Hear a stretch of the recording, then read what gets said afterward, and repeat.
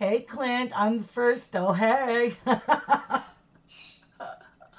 Way to go, Clint. You are great to be the first. But you're really not the first because there's 5 viewers. 5 more viewers. Mm-hmm, mm-hmm, mm-hmm.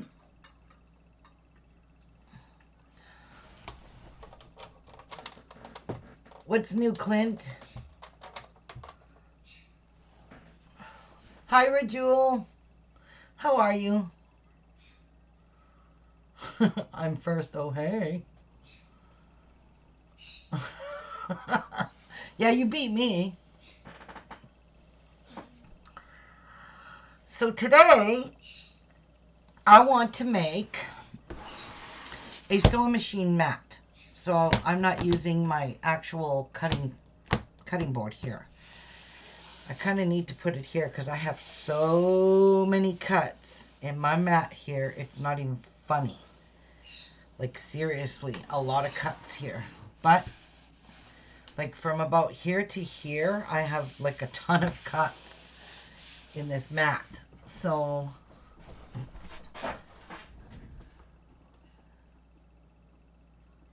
good morning, Mary. Good morning. So I want to make a cute mat that hangs over your desk, and it has pockets in it. I personally probably am not going to use the pockets other than for garbage. So let me show you what I am going to be making. So I want to make 2, one for me, one for my sister. So I have everything cut and ready, and I will give you all the measurements. So this is what we're going to make. I'll show you first. This is the pocket. So I've already sewed this one just so I can get an idea as to how many pieces I need and how big of a piece I need. So this is the pocket that's going to go in the front, that's going to hang down. You could put stuff in it. You could put, you know, your marking tools, scissors, whatever in your pocket. So for this piece is approximately ending up to be almost 4 3/4 by 18 inches long. So 18 inches is the width of my machine. My machine's actually 17 inches, but I'm making it 18 just because it's going to end up being 17 and a half once we get everything sewed. So you're going to take 1/4 inch and 1/4 inch off this side and this side, and you're going to end up with 17 and a half. So you're going to need pieces for this. So you're going to need 9 pieces of 2x2 squares, and that's what I have here, exactly 9 pieces of 2x2 squares. Here is just a strip of white. And where's my strips of white? Oops, I forgot my 1-inch strip. Anyway, this is a 1-inch strip. I know I had a piece. I probably threw it in my scrap bin. Alright, so you'll need that. You're going to need 2 pieces of, these are approximately 3x2. So you're going to need 2 pieces of 3x2 because one's going to get cut off and one's going to be a bit shorter and a bit longer. So 2 pieces of 3x2. Then you're going to, over here, you're going to need, so that's for the block. That's for this piece. Here you're going to need a white piece. And I'm going to go cut. I know I have a strip over here. I just don't know where I put it. I threw it in my scrap bin, again, guaranteed. Here is the heart. So for this, you're going to need 2 pieces, 2.5 by 5. So I took a charm square and just cut it right in half. Same with the white. I took a charm square, cut it in half, and then cut those 2 pieces in half, and you end up with 2.5 by 2.5 inch squares. And then you're going to need 4 pieces of 1 by 1 inch squares. So that's that piece. And then over here for this little patch, you're just going to need a bunch of pieces anywhere from 3 inches to 1.5. I just made a scrappy little patch here just to make my actually I added this I added this 1 inch in here because it wasn't long enough. So these are all the pieces for that here. Let me move my binding out of the way. Okay, so I'm going to go grab, I'm missing a piece. So this is just a little bit of patchwork to make your pocket look super cute when it's hanging down off your desk. It'll just look really sweet. And here's my coffee, so I needed to get up anyways. So I have a scrap piece right here. And I'll just cut it to a 1 inch strip because that's all you really need is a 1 inch strip, because you kind of got to trim this up. After you put it all together, it's just going to be all a little bit wonky. So just cut off of your charm pack, off of a charm square. Just cut 1 inch off of it. And this is why I have all these cuts here, because I always cut here. So there are all your pieces. So this is for your 9 patch, your 2 patch, your heart, and your 6 patch. That is all you need for those. So I will show you how I built this, because I'm building 2 of these. Okay, so there's that, and you're going to need some white or whatever color you're using. Where are my other ones? Okay, why am I like losing stuff here? Do I have both of them here? I do not. Where's my other piece? Oh, it's right here. Then you're going to need a backing for this piece here. You're going to need a backing for that. So I just measured it to be approximately 4 3/4 by 18 inches long. So those are my pieces. And you're going to have to interface that, and you have to interface your patchwork once you do your patchwork. So that's all done. So there's 2 pieces here. That will be the pocket here. And we'll be binding this piece at the top, and then we'll join it all together on the sides. And this is where you're going to create your pockets. So you need a piece of this, 4 3/4 by 18 inches long, interfaced. So the size of this is my backing. So this is basically going to be the size of my mat.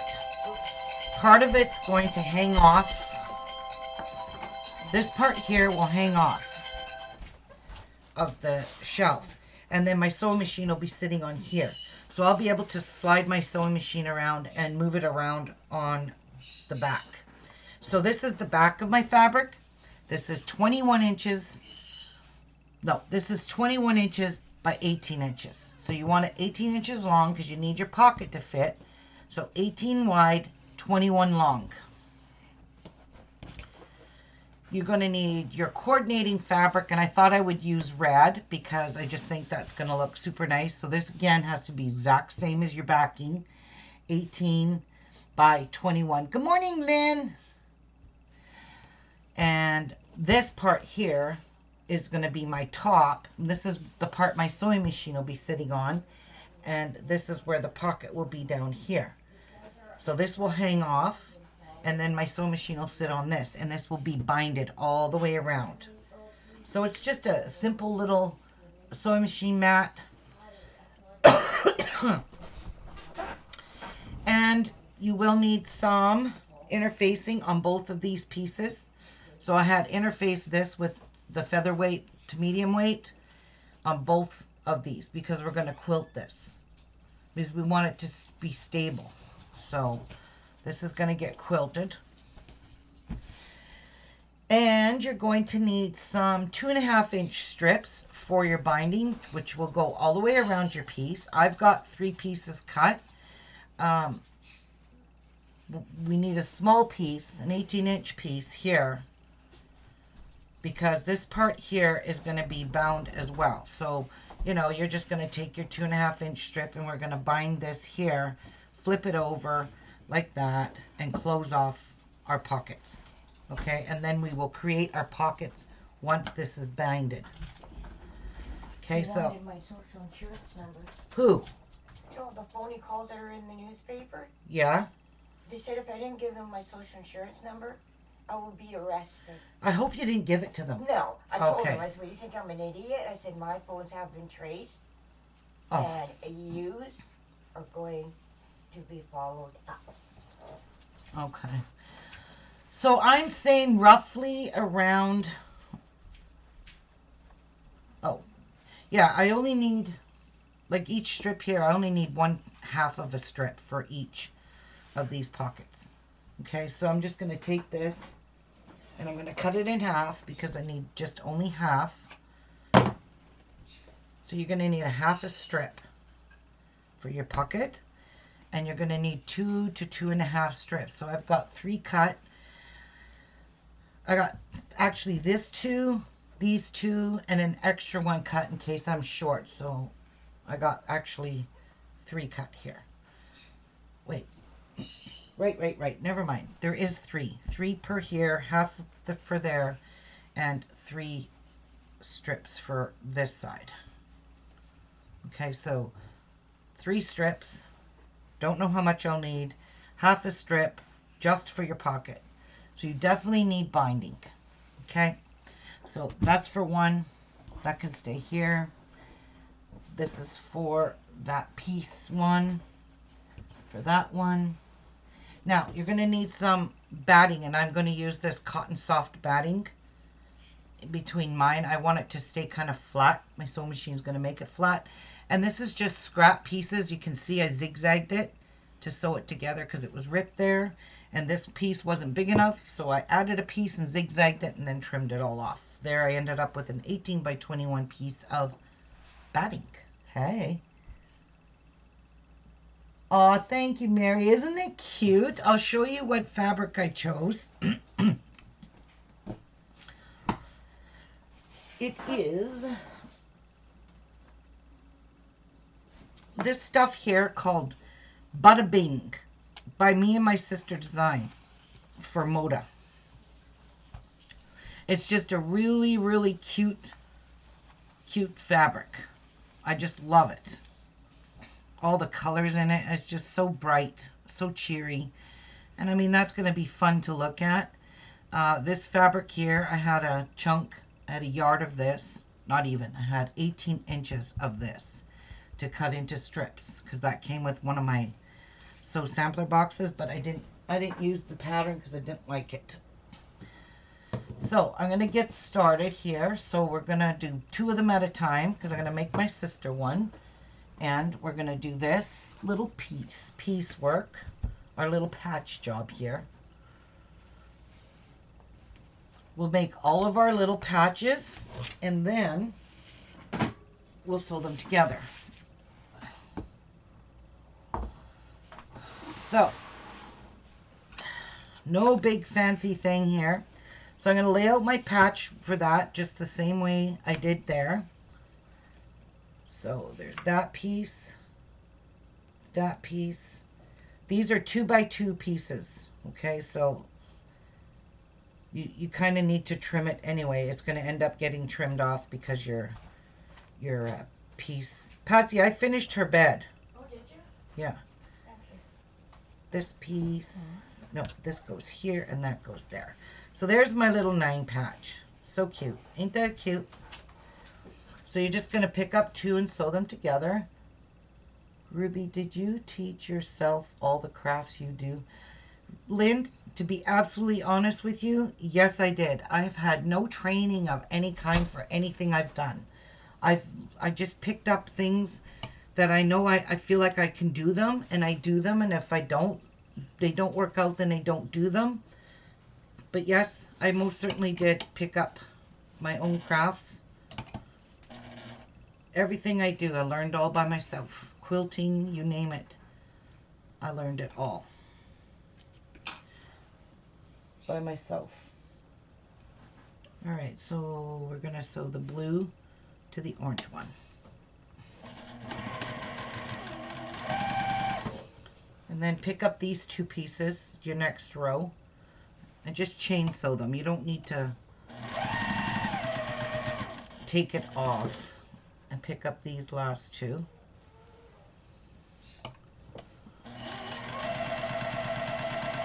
And you're going to sew 1/4 inch seams, of course. That's standard for patchwork.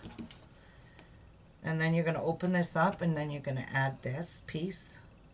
So you'll have all 3 of them sewed at the same time, and then you just sew your rows together. Pick up this one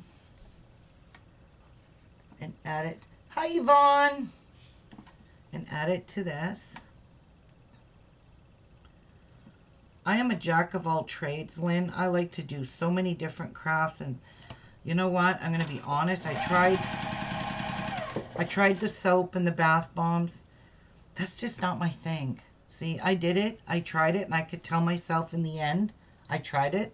It's not my thing. I don't want to spend all day making bath bombs and soap. I don't enjoy it. I don't enjoy it like I do with most of my other crafts that I do. So, yeah. So make sure you press your seams. The first row one way, the middle row is always going to be the different side. So just press it that way, and the bottom that way. And that way all your seams will nest up nicely together, which you want, right? Aw, Lynn, thank you, hon. You know what? When you guys tell me things like that, that really means a lot to me. You might not think it does, but in the end of the day, when I get comments like that I get from the inspiration I get from you guys, it's what keeps me going. It's what keeps me wanting to teach what I'm learning myself to all you guys. Even the mistakes that I make. You know, I'm human, and I make all kinds of mistakes when I'm crafting, but you guys will make the same mistakes. At least I'm trying to show you how. Don't be upset, and don't freak out, and don't fret, and don't get anxiety because you screwed up. Just try to fix it, and that's what I try to show you guys, that it's easy fixes all the time. Or if you really mess it up, there's always a way to fix it, especially in sewing. Sometimes I get bored with it. Like when I'm making those pineapple squares, my God, I don't know what's up with that, but I just get bored making them. So I do a few, and then I just gotta put them away. I just can't keep doing them. They just really, really get boring. So I just sit them aside and pick up something else. So, but you guys are the reason I'm here. So I just want you to know that. Hi, Deborah.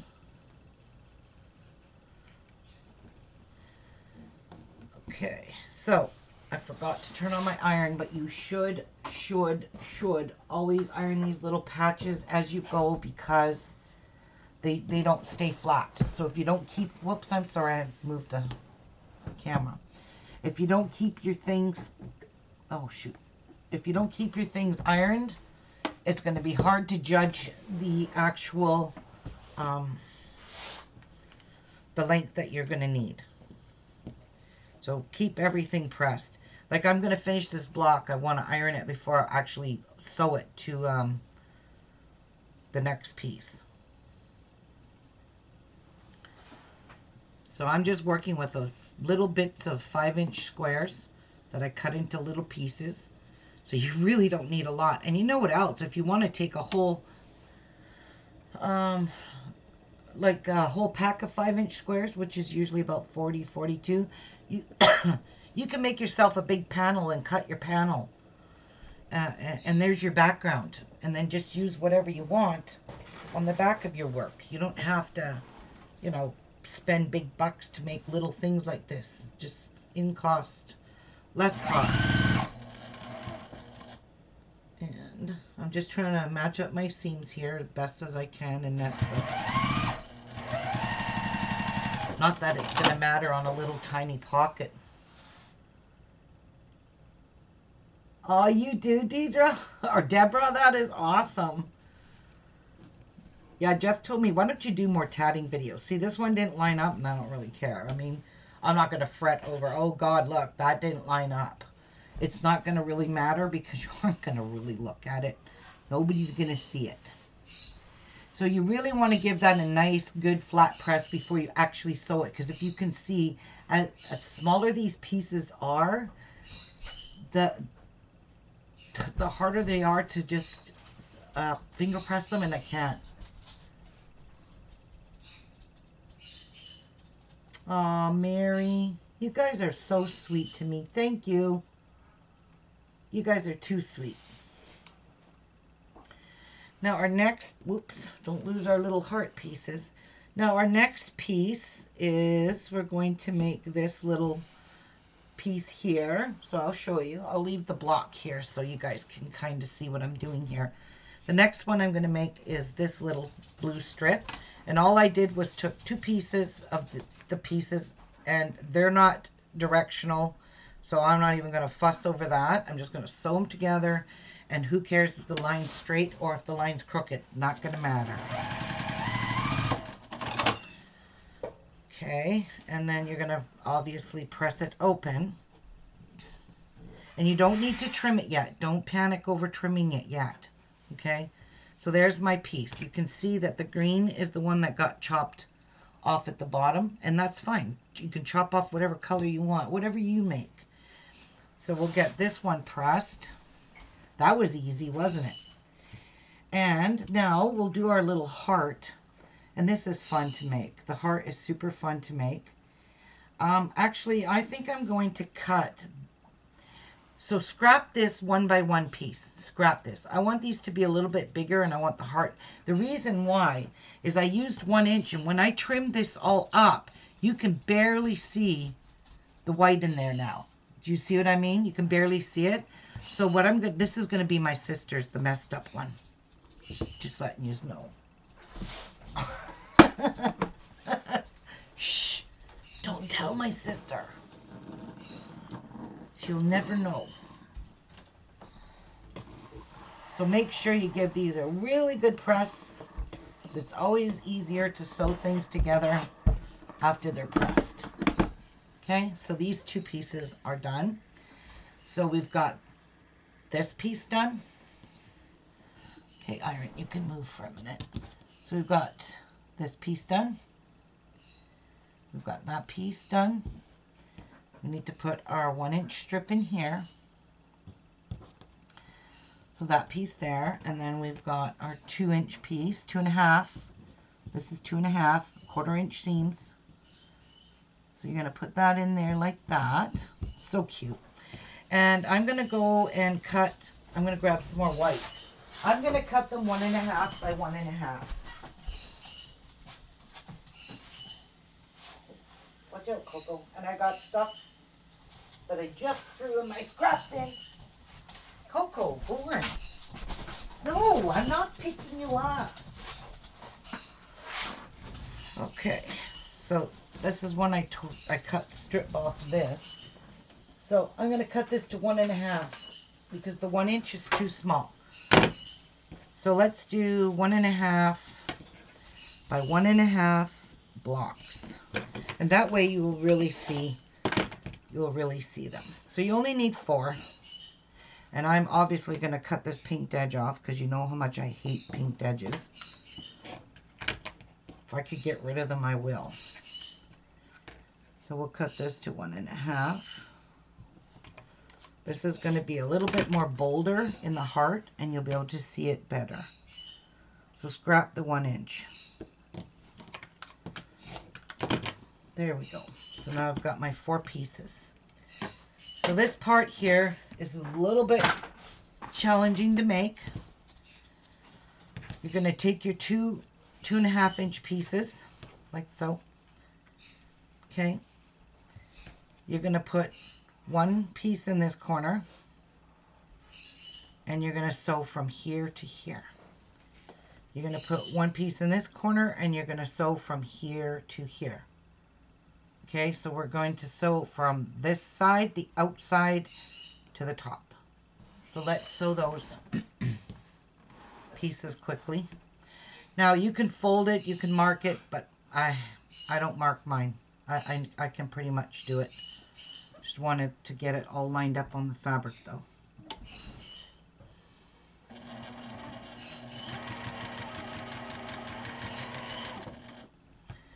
And then I'm going to do this one from here to here. So let me cut this off and make sure I'm doing this right.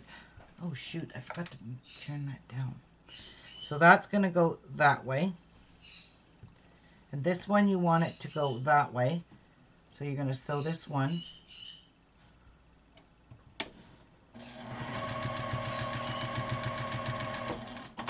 From there to there. And you're going to trim off your seams. And you're going to trim off this one too. And then I'm going to give them a little press.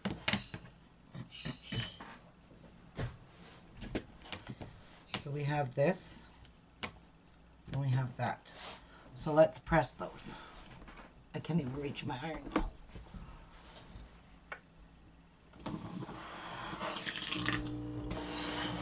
When you're working with these tiny pieces, they have a hard time staying flat. Okay, so there's partially your heart. Now you're going to take your 2.5-inch blocks. You're going to lay one down here. And you're going to lay one down here.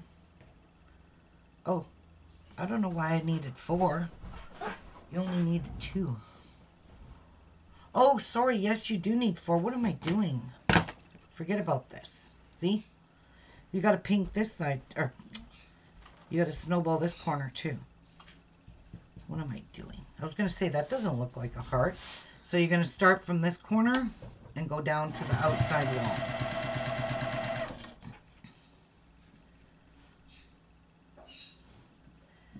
Turn that the right way because I almost screwed that up.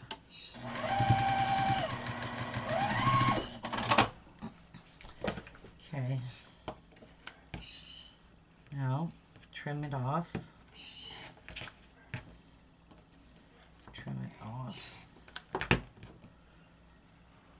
Okay. And then you have this. And then give that a press.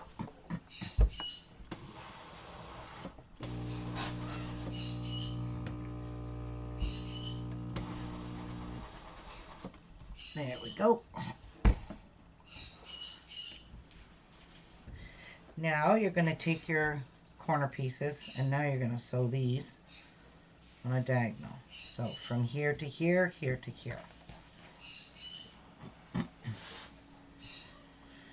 And feel free to mark yours or press it or whatever. I don't need to because I can judge it. And then sew from this side down.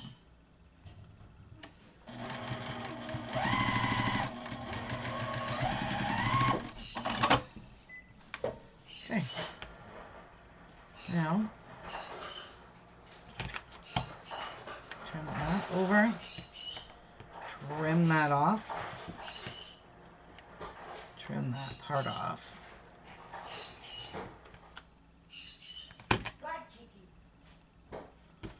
I know he drives me crazy. I really don't like that stitch. And then you're going to open this up. And then you're going to open this up. And there is your heart. So that's a little more dominant. You can see this one a little better than this one. So that's just because I used a bigger block. So that's it for the heart. The heart's super easy to make. It's just a matter of snowballing corners. That's all it is. Now you're going to take these 2 pieces and sew them together. And try to line them up if you can in the middles or your white with your white. Because that part you kind of will see. Not sure how good I got them lined up. I'm okay.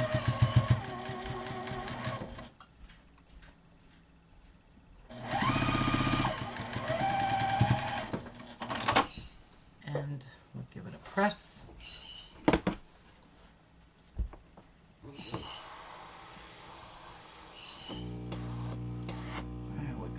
So our heart block is done. Now, move that out of the way. So we've got this, this, this, this, this. We've got our heart block done. And there is our other 2.5 inch strip that goes here. And now we're just going to do this little 6 patch. So what I did is sewed the orange to this one, to the cherry one, this orange to this one.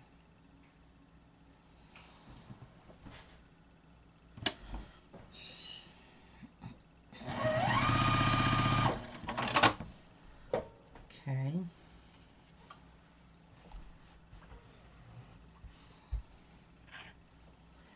And I sewed this piece to this piece this way.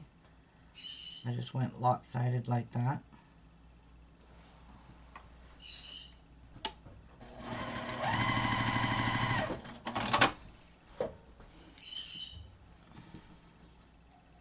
So this one here, I sewed it a little different. No, it's all right. It's perfect.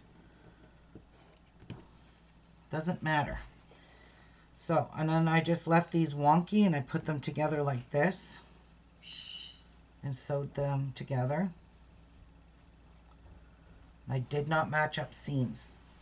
I just made sure the square was going to be 4 3/4 wide. So you want to make sure it stays pretty wide.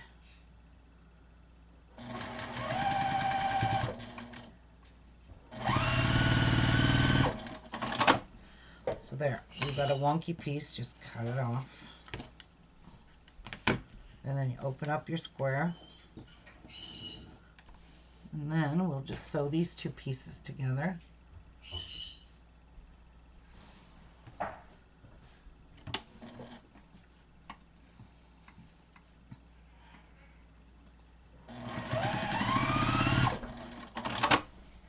And then open this up.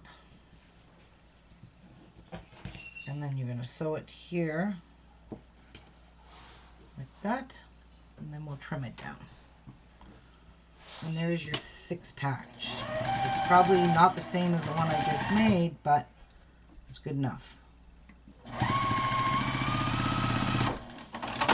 All right, so I'm going to give this a little press.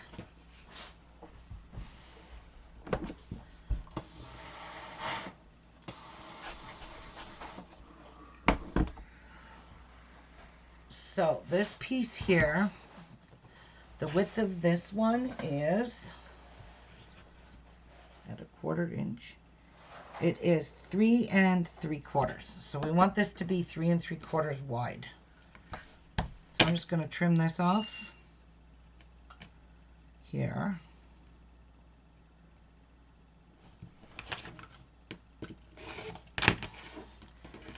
And then I'm going to measure 3 3/4. 2, 3 3/4. Right there. And then I'm going to trim this off. So there is our last and little patchy block. Just fun little block. And there's that. So this part's done. Now we're going to sew all these together. It's extra pieces, the ones I've got out of the garbage or scrap bin. So I'll move this, and so we'll sew this piece to this piece.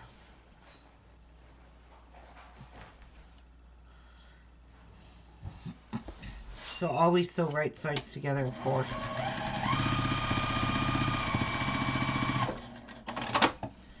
And I'm going to press this because it's no fun. Okay. All our other pieces here. And we have this one. We're going to sew it here.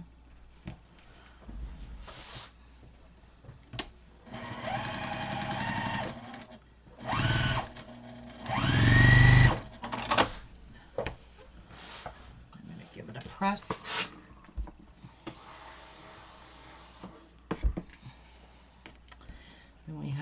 2.5 inch strip.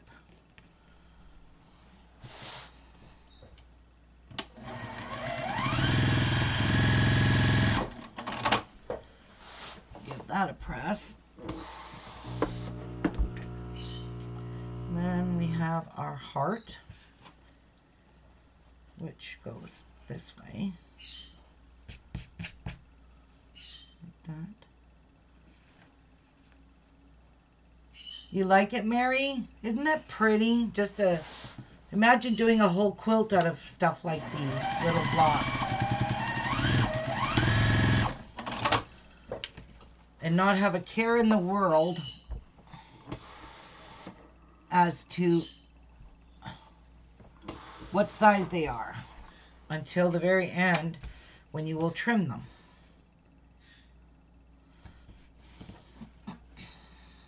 So I'm quite pleased with this heart being with the 1.5 inch block.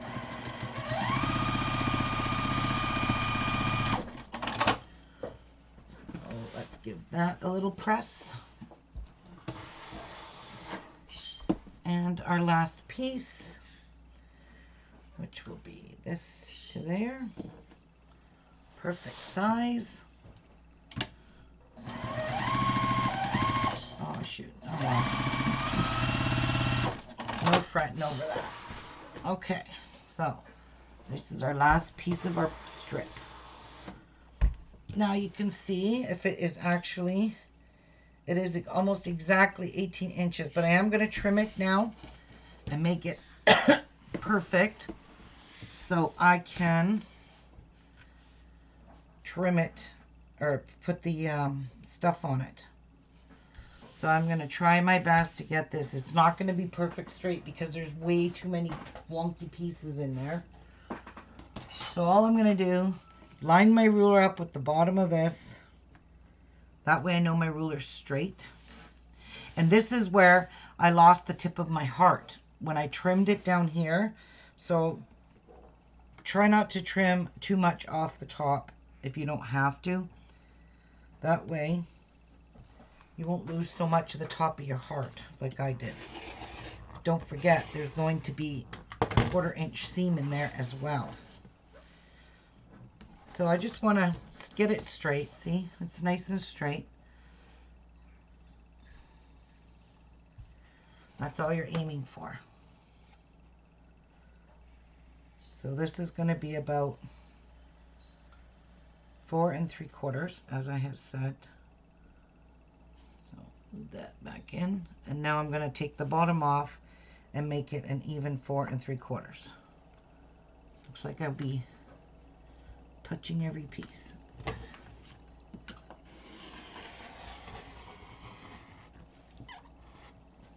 And there we are. All trimmed off.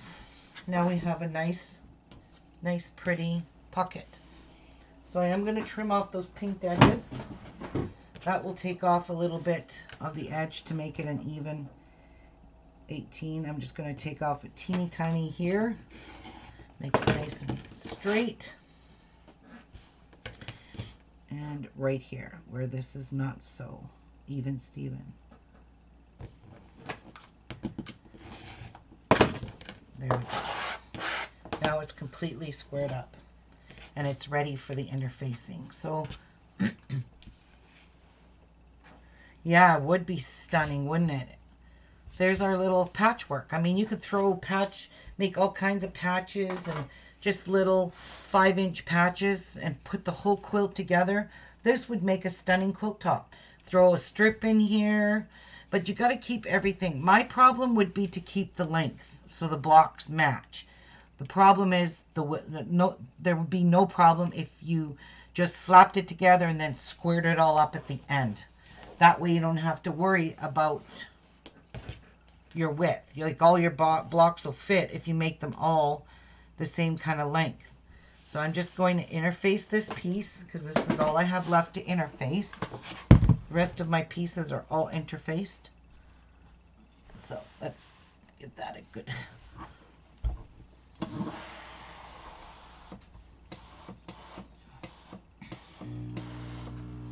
It would be fun to just slap blocks together, colors together, and make a beautiful quilt. It's just I would love to do that. I might do that.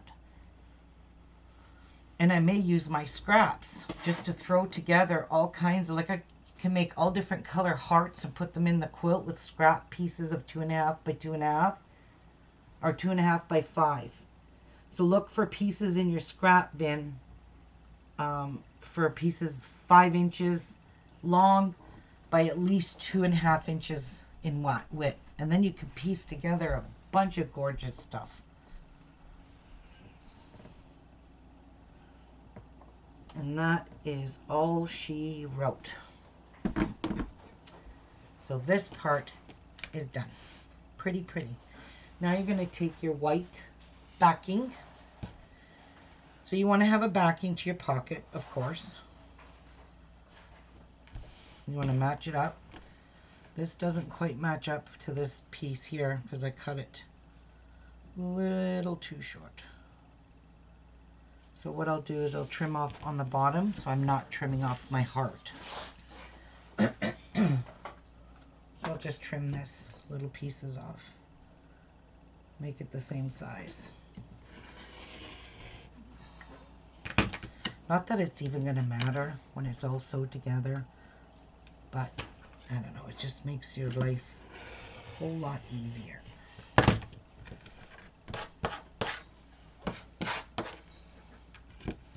If you get everything matched.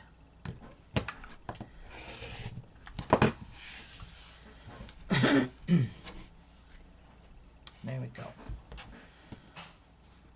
And my sides are not the same either. So I'm going to pin this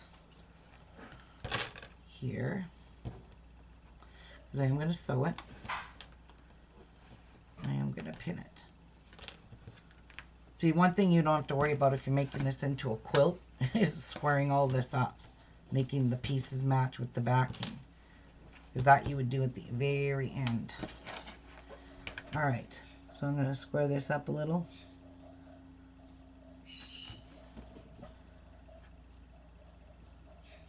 Let me make sure that this is 18 inches. Okay, it is a little bit longer. Oopsies. All right, I'll fix it.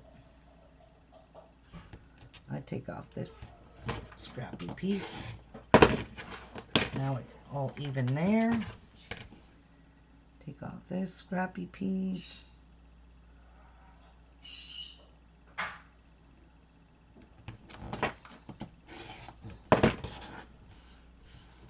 And now I'm going to remeasure this. Perfect. Okay. So all you're going to do is baste it. Just baste it together. That's basically all you're doing. You don't even... I'll do the bottom, but you don't really have to. There's that one. So let's do the other one. Grab this. So it's wrong sides together. Hi, Rachel. So wrong sides together.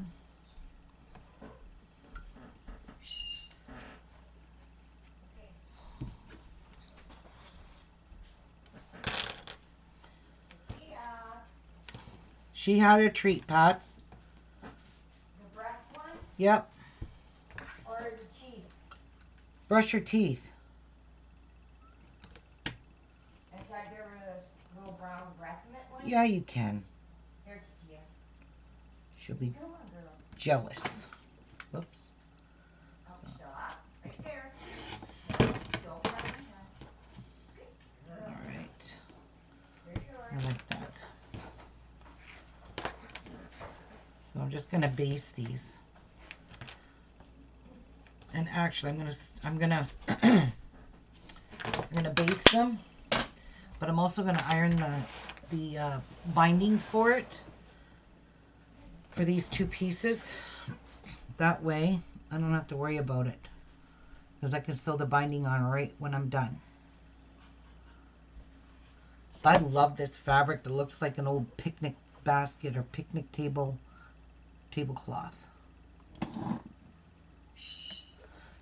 I am no good at doing stuff that way. I can't see it.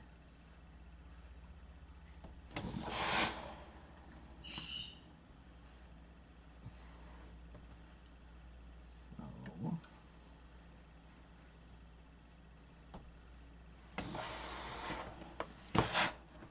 okay, there's one binding. And do the other one.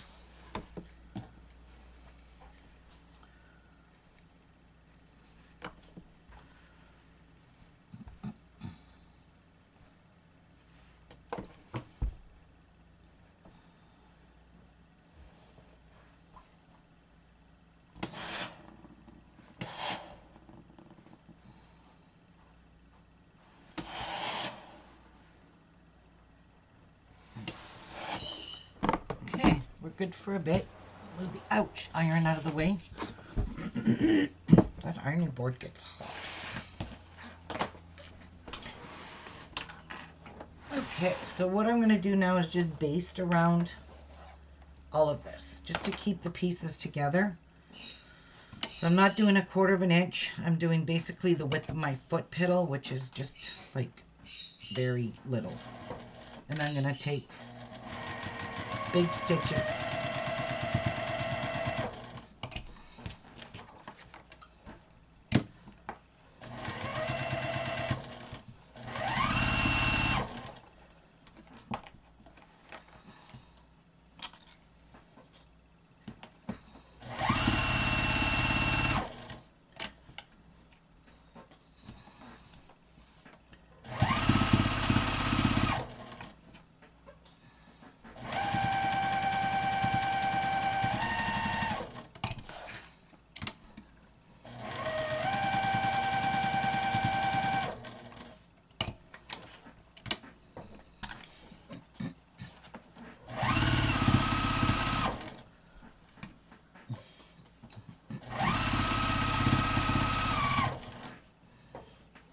Okay.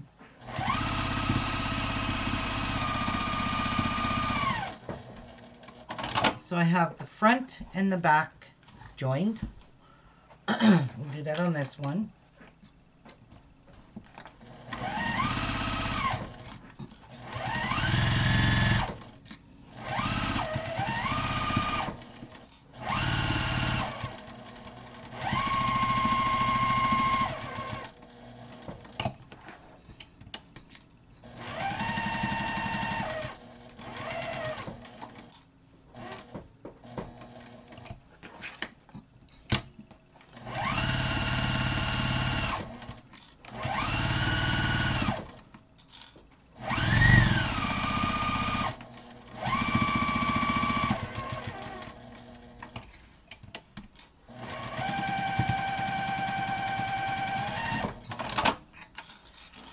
Okay, now we'll find the top of our pocket. Let's sew our binding to the top of our pocket.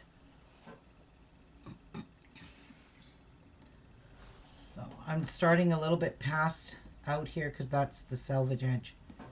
And that I'm going to sew at 1/4 inch.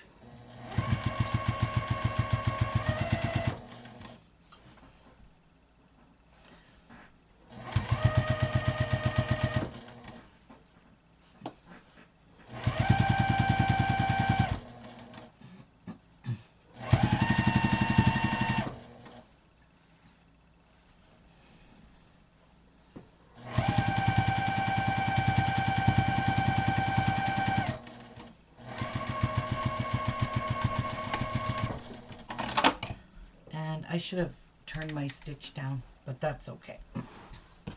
I can always re-sew over top of that if it's too big. Nope. Looks fine. Just fine. Okay, so we'll sew this one on to the top. Hang that over because that's the selvage. Not that you're going to see it. It's going to end up in the outside of your side seam anyway when it's all sewed together. But at least it'll get bound and you won't see your selvage edge.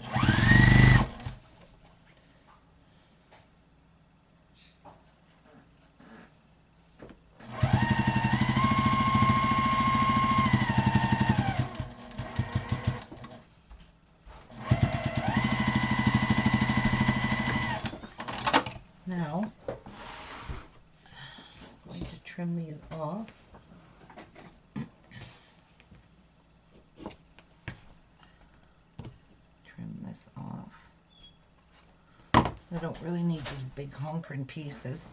And I am going to give this a press. It just helps. I'm making us our sewing machine mats with the pockets. The ones I was telling you last night. Oh.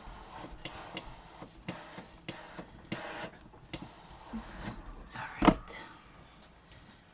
Now, turn this piece off. Maybe I should finish off my quilt, at least one. I finished Coco's bed. Yes, you told me. I said thank you. Oh. I did not hear you. You didn't? No. Yeah. I did not hear you.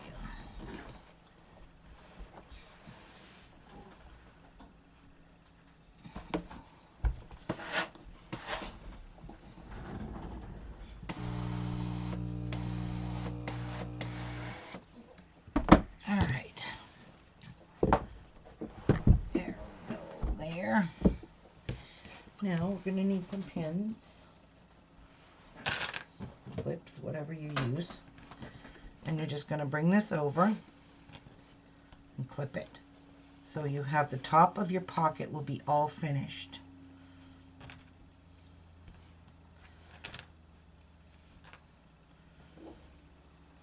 And there'll be no raw edge on here. So you guys like this so far? Look at the front of the pockets. Oh, cute. Yeah, that's the pockets.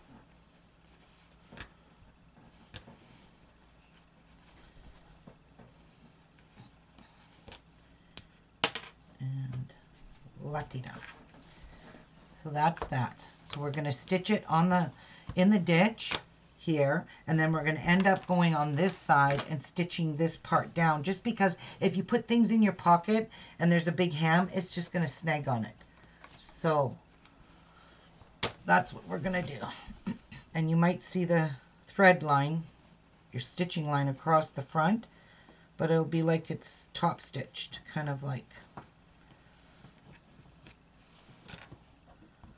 And there.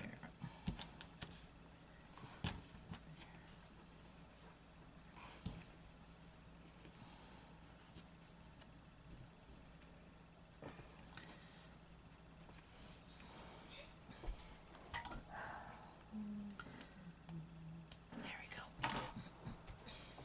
I should give the cops this number. They already got it, I'm sure. Okay. All right, let's stitch in the ditch.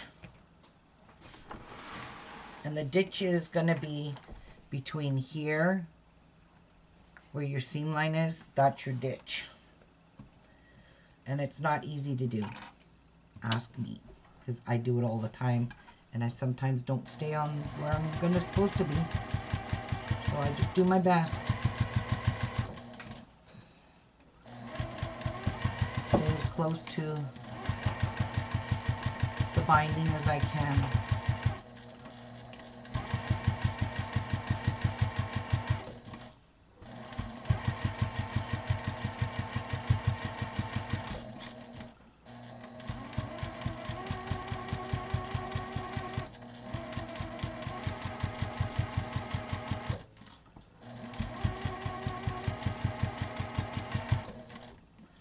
I think I did pretty darn good. Can't even see my stitches. They went in the ditch. And that's what the whole thing about stitching in the ditches is, to hide your stitches. So now I'm going to flip this over, and I am going to go through this here. Actually, that's really not too shabby. It's just got a little bit of a lip. Just a little lip here. But I think that's going to be just fine. I don't want to put a stitch across there. So there we go. There's one done. One pocket, all done. So we're just going to leave that alone.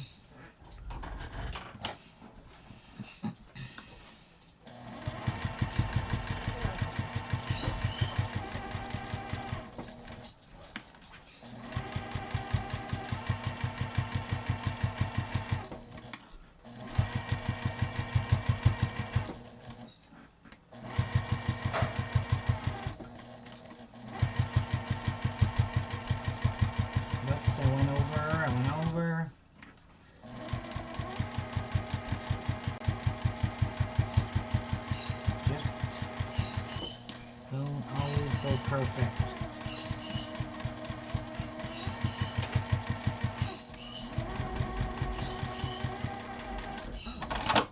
And that's good enough. All right. So we'll set our pockets to the side now because we're done with these. We can't sew these on just yet. So you can kind of see using a 1-inch square as opposed to a 1.5-inch square. I did not lose my heart.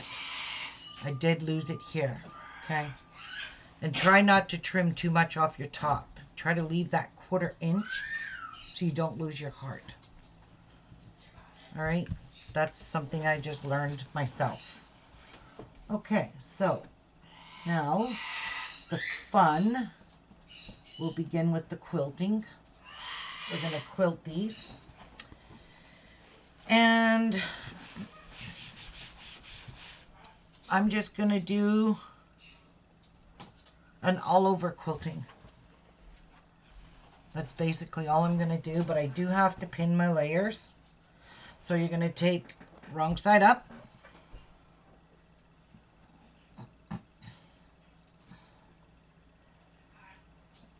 You're going to take your batting.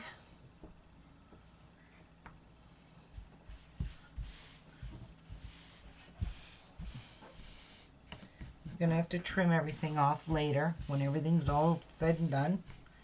And then you're going to put your top on.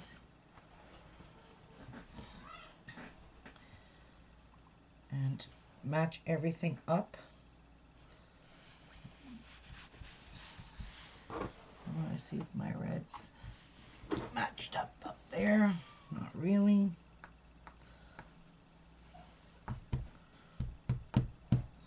I did cut these pretty straight. Okay. We will have to trim these a little bit after we're done quilting them. So.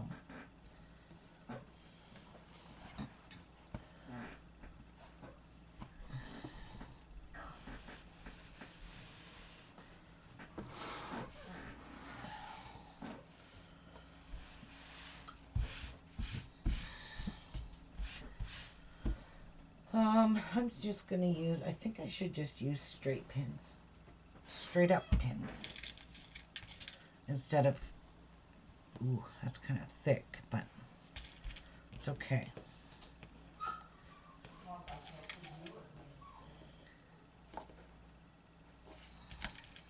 I love pin pokes. It's about all I'm going to get.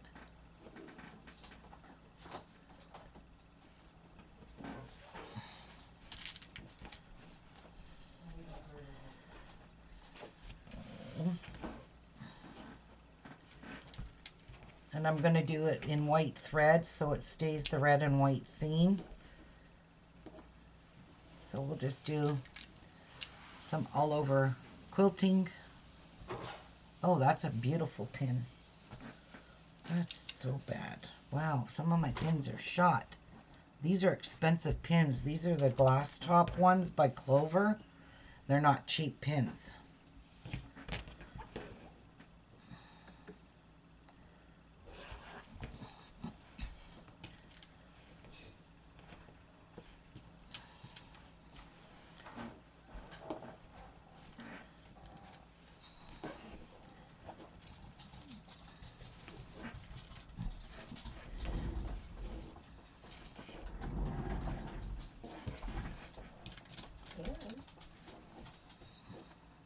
I'm going to regret using pins. I honestly am. I think I'm going to take these out.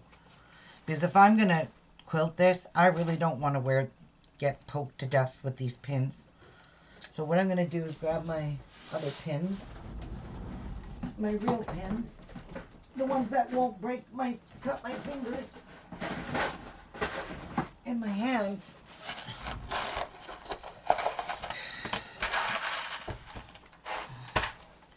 And I'm going to put these where I take out the pins. I scratched myself grabbing these.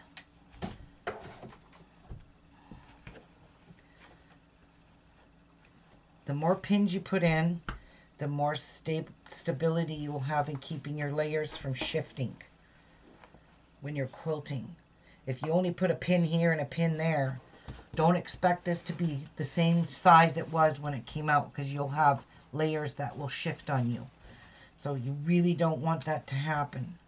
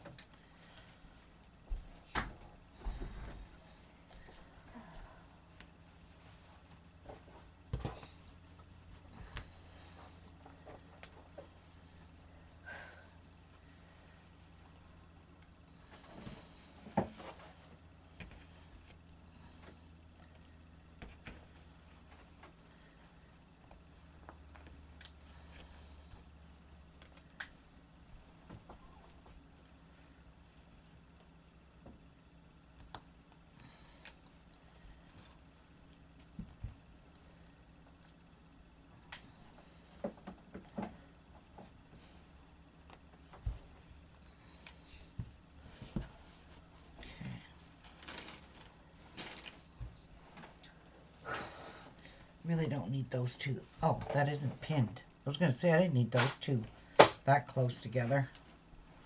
You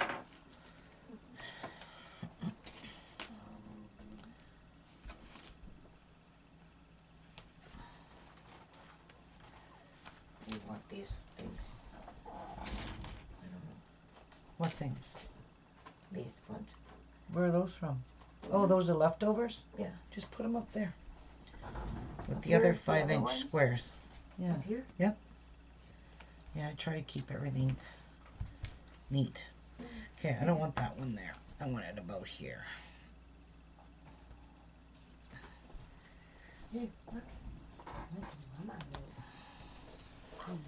And I will sew a basting stitch all around the outside of that, because that way it'll even help it even more from shifting on you when you're sewing. You like that bag, don't you?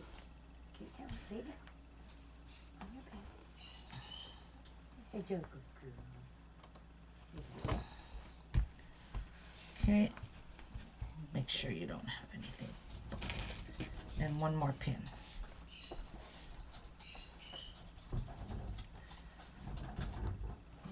So there's one. So you can flip it over and check the back and make sure you did not pleat your backing. See, like that one? Nope, that's not pleated. Just check it. And that's good. So there's the backing on that, or that whole thing for that. So let's grab this one. Look at how pretty. Look how pretty that pocket's gonna look, hanging down with your sewing machine sitting on it here. Isn't that gonna be gorgeous? And this will be your pocket. That's gonna be super pretty. Mary, you're gonna love it. I just know you will, Mary. Move that one out of the way.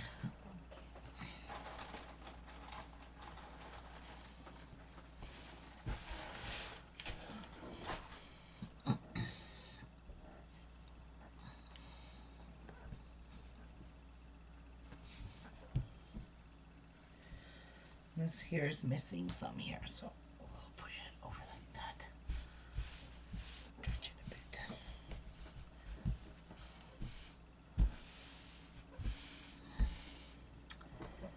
And the top piece. I'm going to try my best to line it up as I can see what I can see, because these are cut to the same size.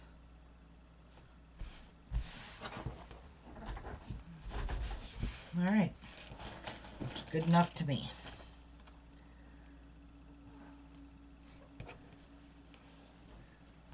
Thank you, Rachel.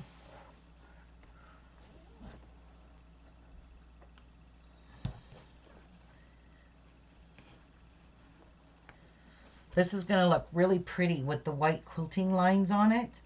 But what's going to be really nice is going to be easy to move it off of my desk all the time. Slide it, my sewing machine over on the back of this. And it'll have to be washed. That's why I'm quilting it, because this will be washable. You know, if I ever spill a coffee or drop of something, or, you know, my mat gets so used and dirty. I do clean it, though, quite often to get rid of the fiber lint. But, you know, the bottom is white, and it'll show every mark of dirt if there should some arise. Let's have a drink of coffee. No rush. I don't want to rush.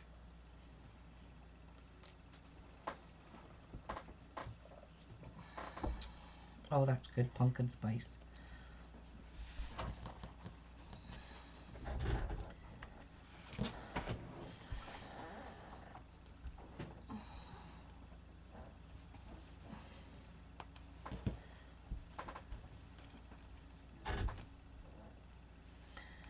Wish I could do hearts, but they're not easy to quilt.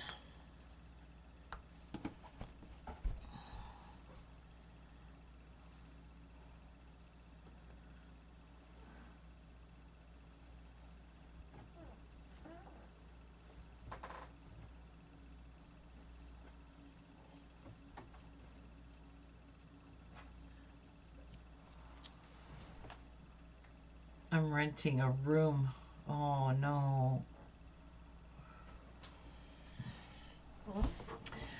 Well, you will be able, once you get moved, Rachel, you could probably make yourself something and make your craft room look all handmade. Everything's all handmade in here. Homemade. My paper crafting containers, my sewing machine covers, this thing, my baskets, my garbage pail, everything is just all homemade. Okay, so let's flip it over and make sure everything's good over here and I didn't mess anything up. I kind of think that's big gaps here. I'm going to stick another pin in here. This is a big area here and I don't like things to shift.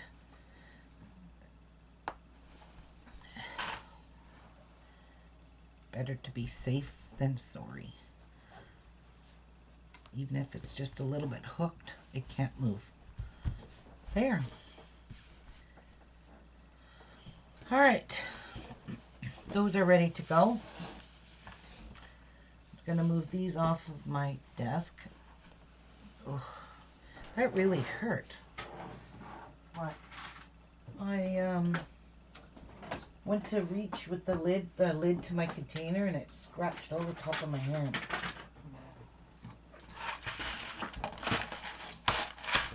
We'll be needing those.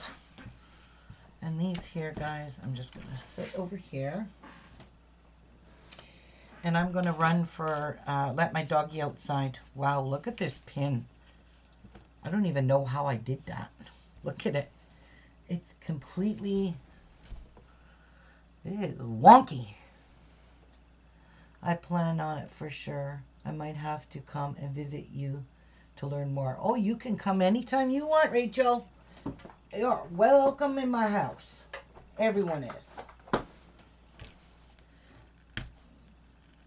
Get rid of this pin before I knock it on the floor and one of us steps on it. And that's not a nice thing to step on. Okay, I'm going to be a minute, guys. I don't have any moderators or nothing. EH, good morning.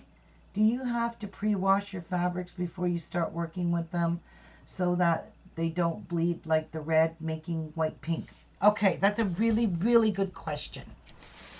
No. Because you can buy, for the first time washing your, first time washing this, nobody, if you see the quilt makers, they don't wash their fabrics first. It's called catch-all. They look like a bounce sheet, similar to a bounce sheet. You put 3 or 4 of them in to the wash and it catches all the bleeding. So it doesn't allow your colors to run. And I asked in the quilt groups if they swear by that, and some of them said absolutely swear by those catch-alls. They catch all the color, and nothing bleeds. Someone told me they used dark red with white and none of it bled in with those catch-alls. But she said for the first 2 or 3 times that you wash, you throw in those catch-alls, and then after you don't have to do it anymore, because then the color has already, the dye has already depleted out of it by the time you're done washing it, 2, 3 times. But no, you do not have to wash your fabric. If you don't feel safe and you can't get those catch-alls, I think that's what they're called. Let me see what they're called.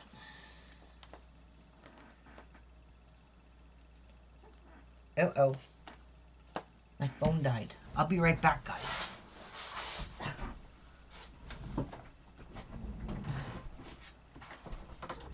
Grab my phone charger.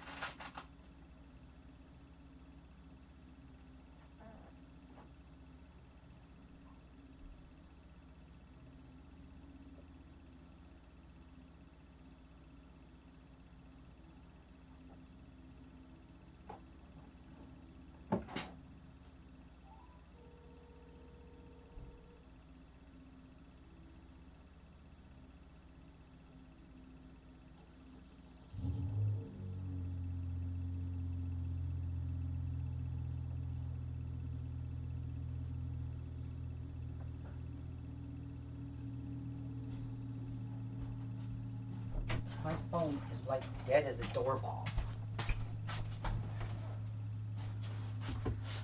I gotta plug it in. Like it's not even, I don't know, it just seems like it's not charging. There we go. It's charging. Okay, I'll check that for you after, okay, EH? They are called color catcher sheets in the UK.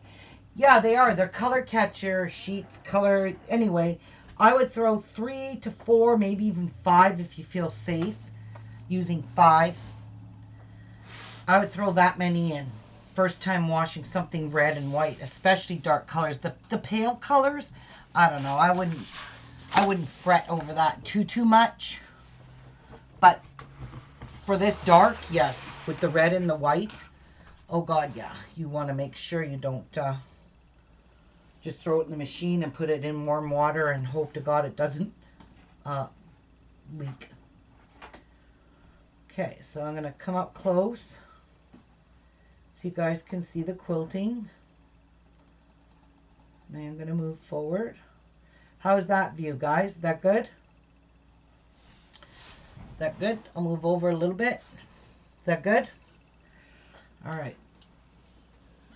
I tried to turn my phone on and it just died again. All right, I got to get my quilting gloves. I got to put my quilting foot on. And I'm actually going to change my bobbin because I don't want to run out. That's why you see my bobbin case with half-filled bobbins, because I like to do that. Sometimes I won't even use them again. I'll just pull the threads off because it's not enough on there to even worry about it. If anyone's like me, I hate changing bobbins and running out of bobbin thread. So I'm using nice white quilter's cotton thread, number 50 weight. I like that weight. Okay, so we got that. Going to drop my feed dogs. Put my quilting foot on.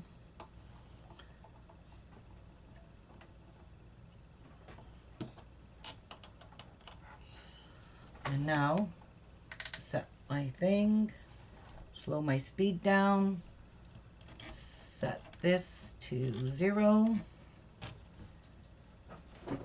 and away we go. Oh, I need my quilting gloves, because I am not going to piss around with those fingers.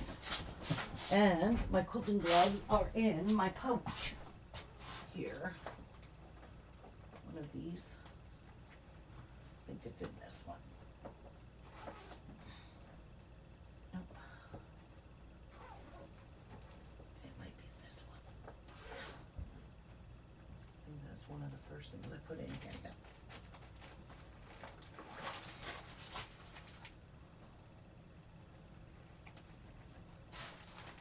All right.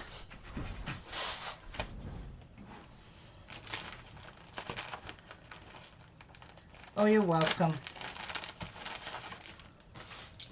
Okay.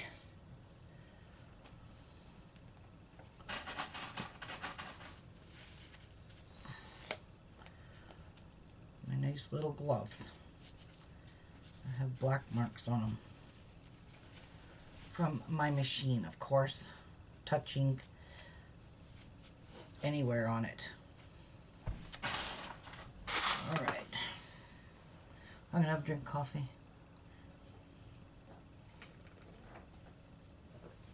No, I think I'm just gonna do the stippling because I think that's gonna look super nice. And you will see it. So we'll start in this corner here.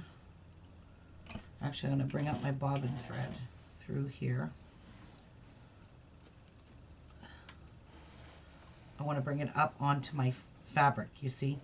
So there's no bobbin thread anywhere.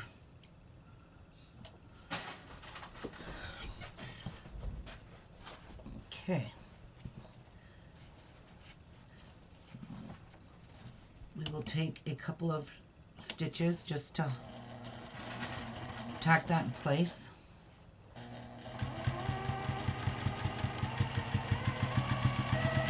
And it's skipping stitches. Alright, why is it doing that?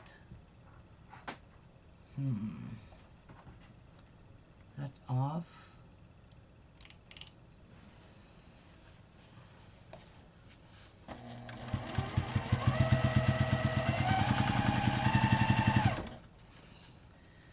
Take my first pin out.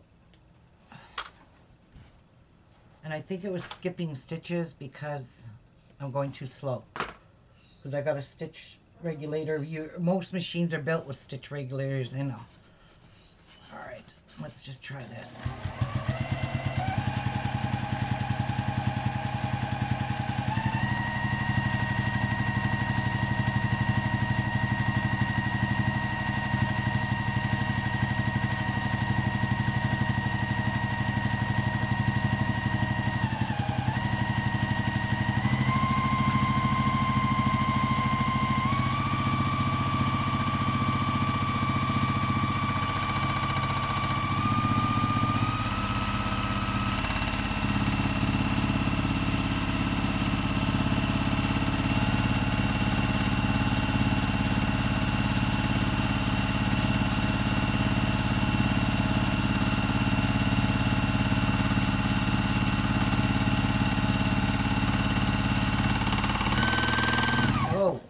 Let's turn that down.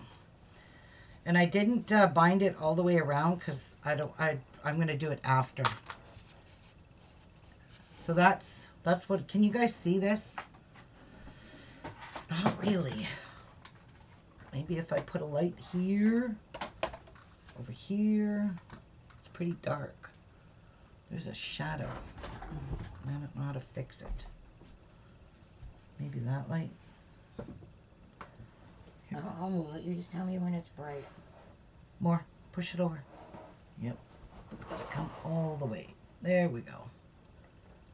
Need a light from there to break that light here.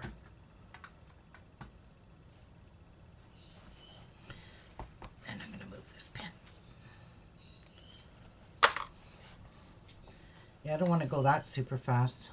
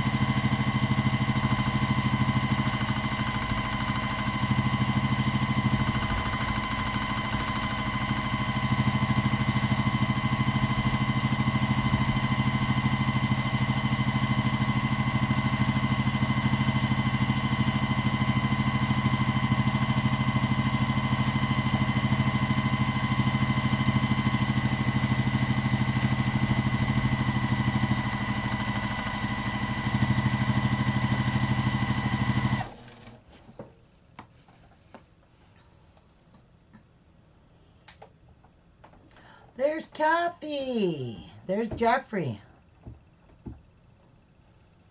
Yes, I did, Jeff. But my phone died as soon as I called you. Oh, shoot. I didn't want to do that. Oh, well.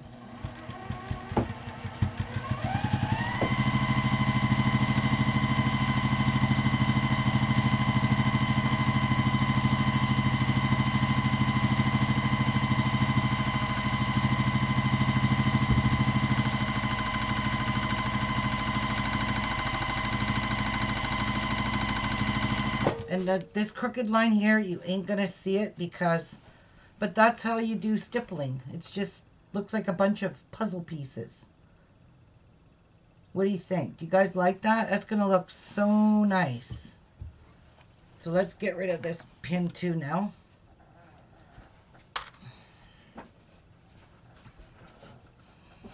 And my foot pedal has taken off going to the circus.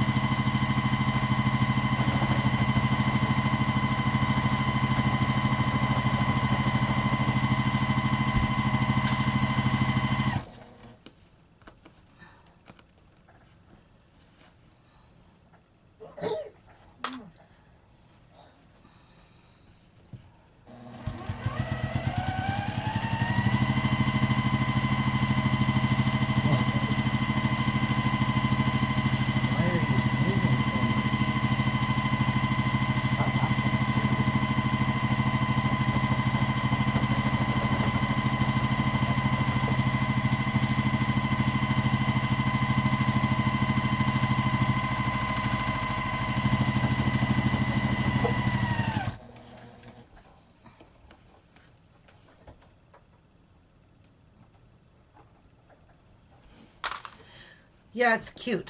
I like the look of stipple.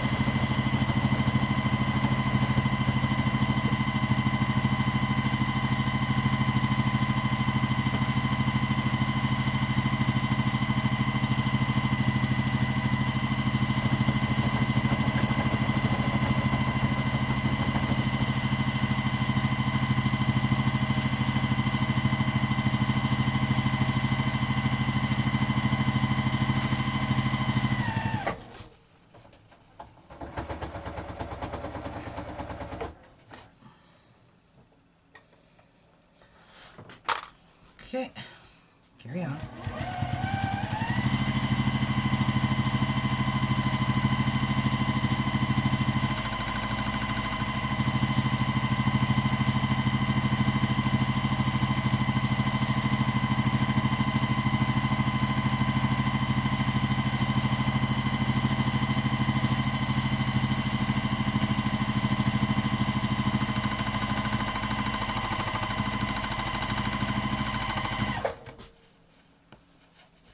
I don't care about the edge because you're not going to see that. And you're not going to see that in the binding. And I need to turn a fan on because it's getting quite warm in here. No, this is easy to do, Kathy. You got to keep, okay, one thing about quilting is you need to keep your stitches at a certain regulation, and you got to move your fabric so your stitches stay consistent. When you take fast moves, you're going to have big stitches. You just sit in one spot, you're going to have teeny tiny stitches. So it's you got to just play with a piece of fabric, and then you can do it. It's not hard.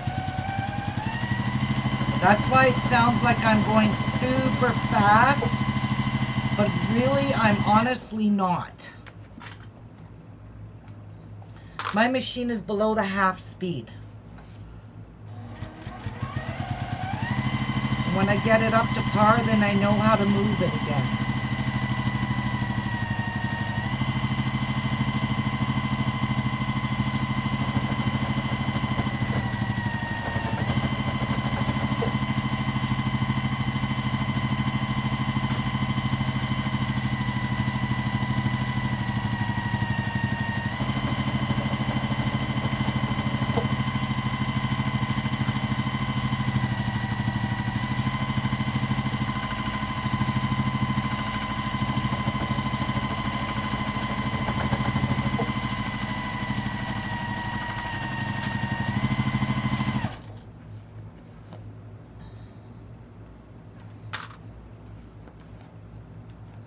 Oops. There we go. That is really pretty. I love it.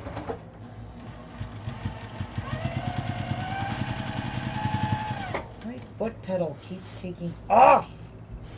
Like it's almost way under the table. You're sticking things on. I did. It doesn't work.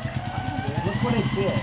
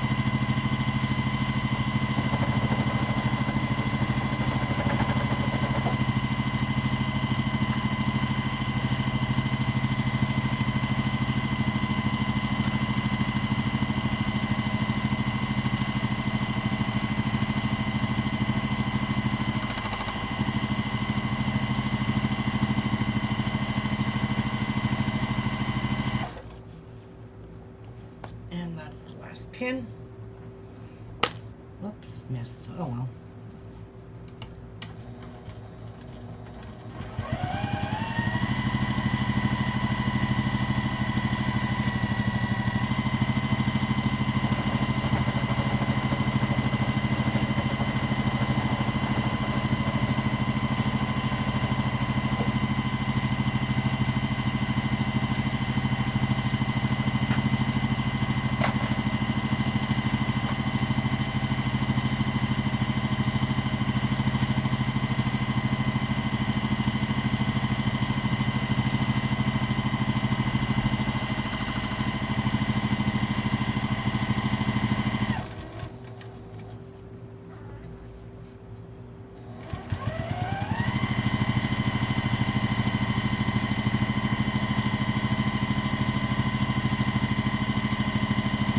Little more trickier as you get to the edge.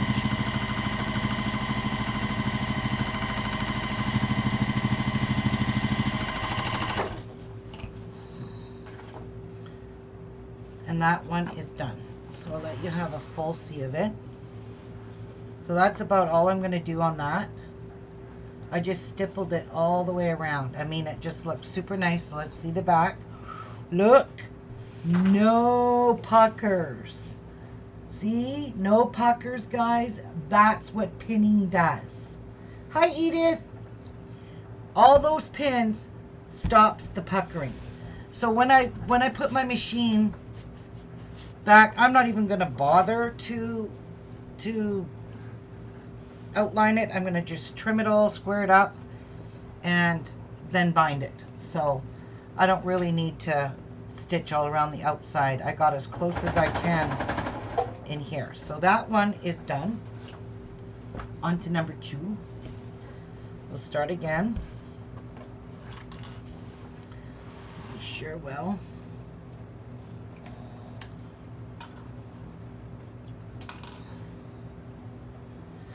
And I'm just going to take a minute because my shoulders get, like, this part of my arm up here from sitting like this up, they get to sore. And I'm going to look up those things and try to call Jeffrey back. Oh, it's only at 8%. Why is this not fast charging? What is going on with my charger?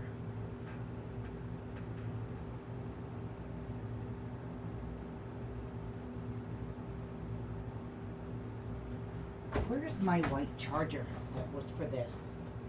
That is not my charger. That black thing. What did he do with my white one? I don't know. Isn't that the one you had by the couch? No. This was the one that was in my purse. And this should have done fast charging. And it's only at 8%. This should have been at like 30 by now. Something's going on with this phone. Charger. Jeffrey, why is there a black box at the end of this charger from the kitchen? Where's the white one that I had?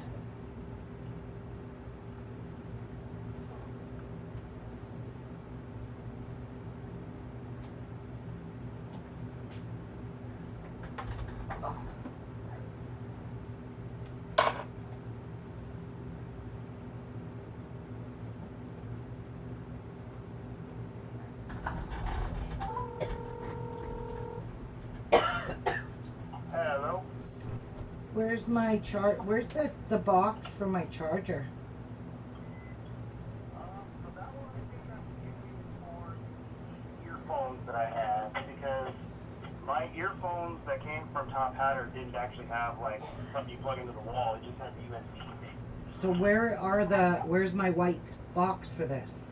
Because this is not fast charging. Yeah, it didn't fast charge for me either. Look around the pod hands. I'm not exactly sure where else it would be, because I didn't move it from there. You mean the M piece? Yes, the box. It should Like say this piece? yeah, it should say LG on Where it. his earphones were. Oh, that's right. Patsy did have it, but she asked about it. But she was sitting on the couch. Maybe I stole it and you're squealing on me. You can unsteal it. It's where his earphones were. No, they're What? not. That only charger is that black one. His Mine is a stupid white one. little white one in the package. Remember they were sitting beside the thing when I was charging them up and I took only one ear works. Probably there. I was just at the point in the video where you were asking, and I was about ready to type it, and then you called.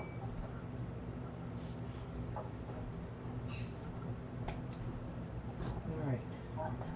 Why is this? I'm not trying to find. Yeah, see, it's not charging very good. 7%, it's dropping with you on it.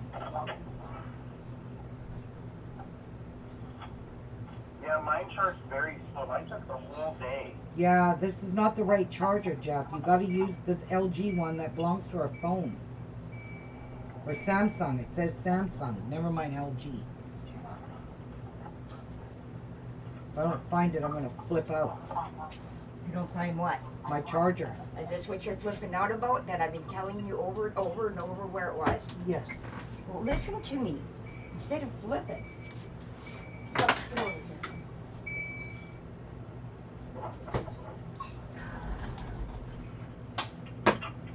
Sorry, guys. I am flipping out because I don't want to ruin my phone. Well, I'm telling you, You should use different things. What? Ow.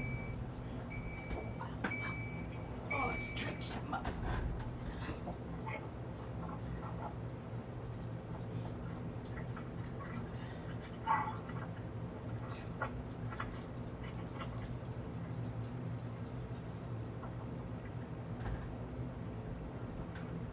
Okay, so, Jeff, do you want to mute, please?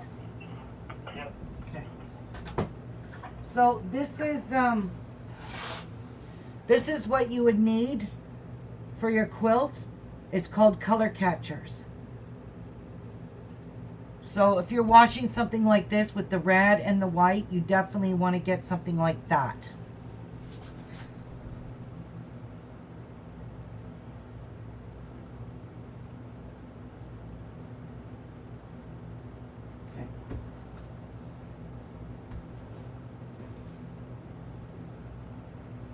What is this? Whose is that? I don't even know where that came from.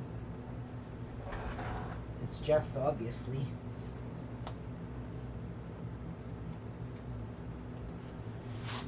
I always use the plugins that belong with all my electronics. Telling you where it was. All right, on with the second one.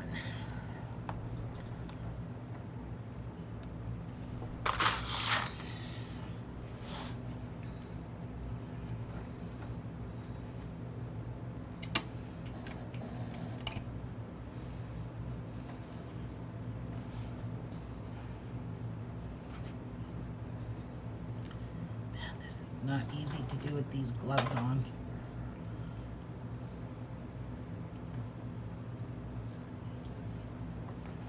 And then you got pieces fraying.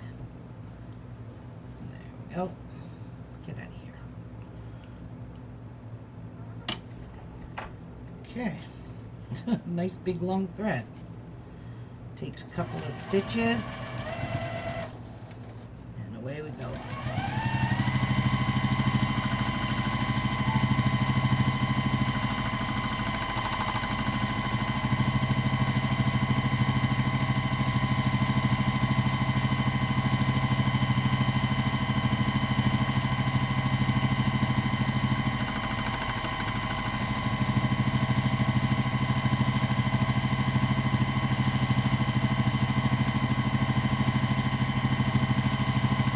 Really hard to do around edges.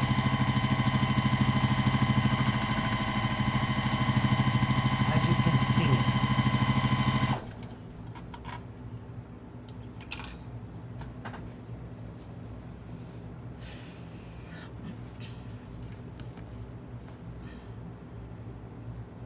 Just gotta get going.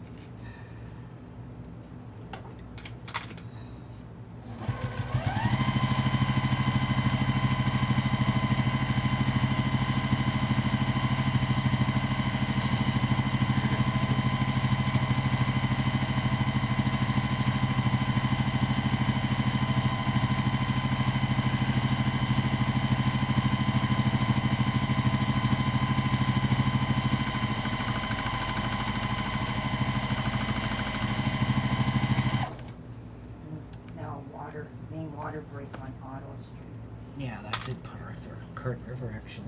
Why? When there's so much snow. Hi, Glimmer Girl.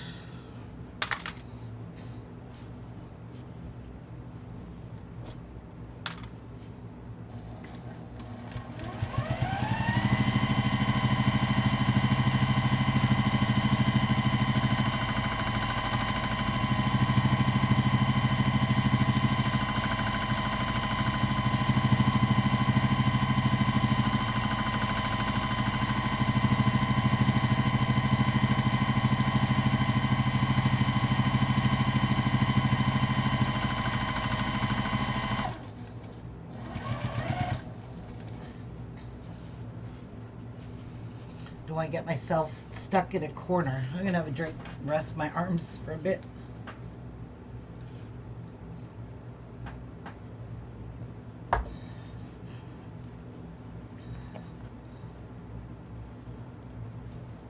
Go.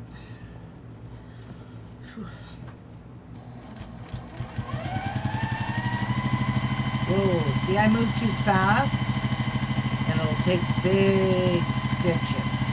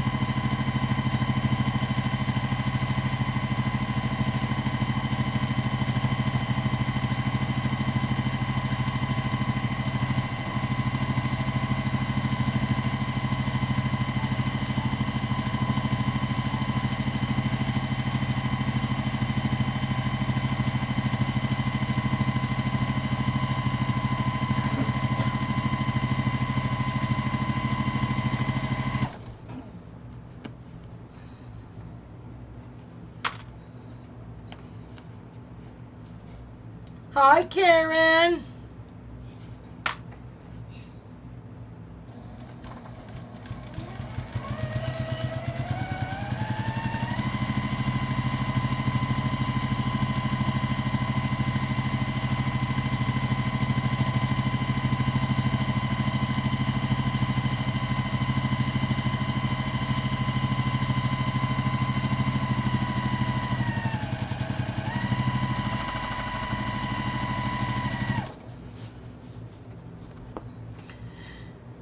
Karen, do you want to come in with you and Kathy? I'll just call you guys. You guys choose if you want to come in. I can't sit here and wait for you to answer because this thing is so slow. I'm delayed. You know what that means. You know, delayed. I wish my aging would delay too. Just saying. Yeah.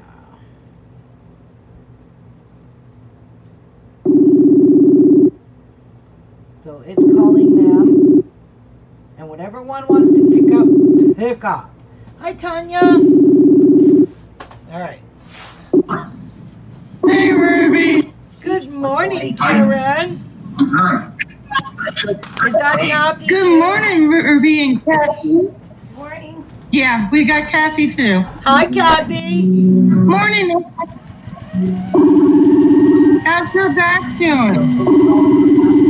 Oh, hold on. That's me. Hi, Tanya.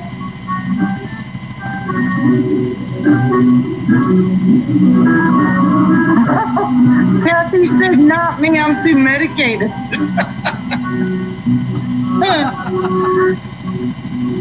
That's okay, we all are in some way. Hi, Tanya. Hi, Rachel. Hi, Glimmer. Hi, Mary.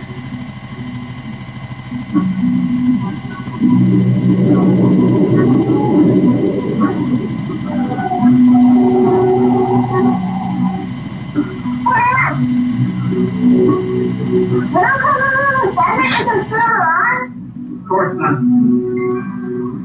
What's that? What are you seeing, Dylan? Something shining. It's glitter overhead. What is that, guys? What'd you say? Who is that? Oh, my TV. Hold on.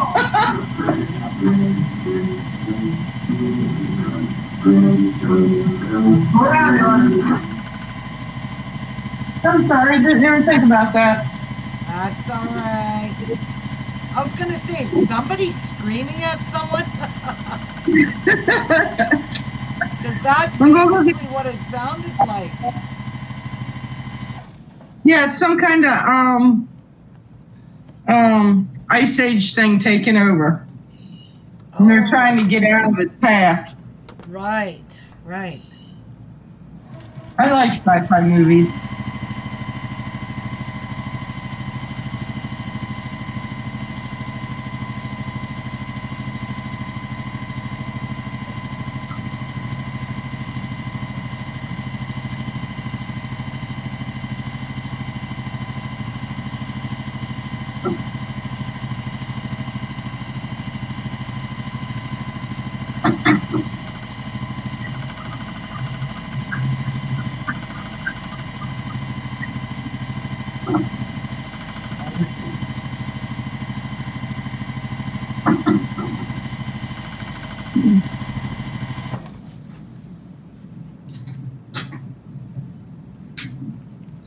All right, last pin.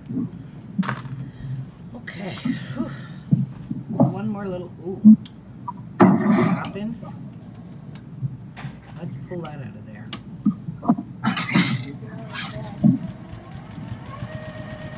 What? Oh, I know.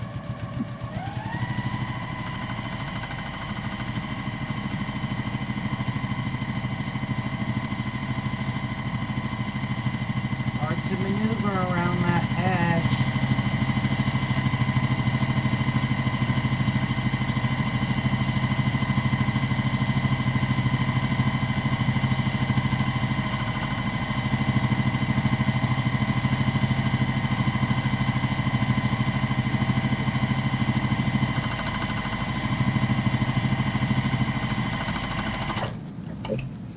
All right. That Okay. is done. Glimmer Girl's real name is Laura. Right. Right. Okay. Sorry, Laura, I forgot. But I remember your name now. I remember it was Laura. I never knew it. So, hi, Laura.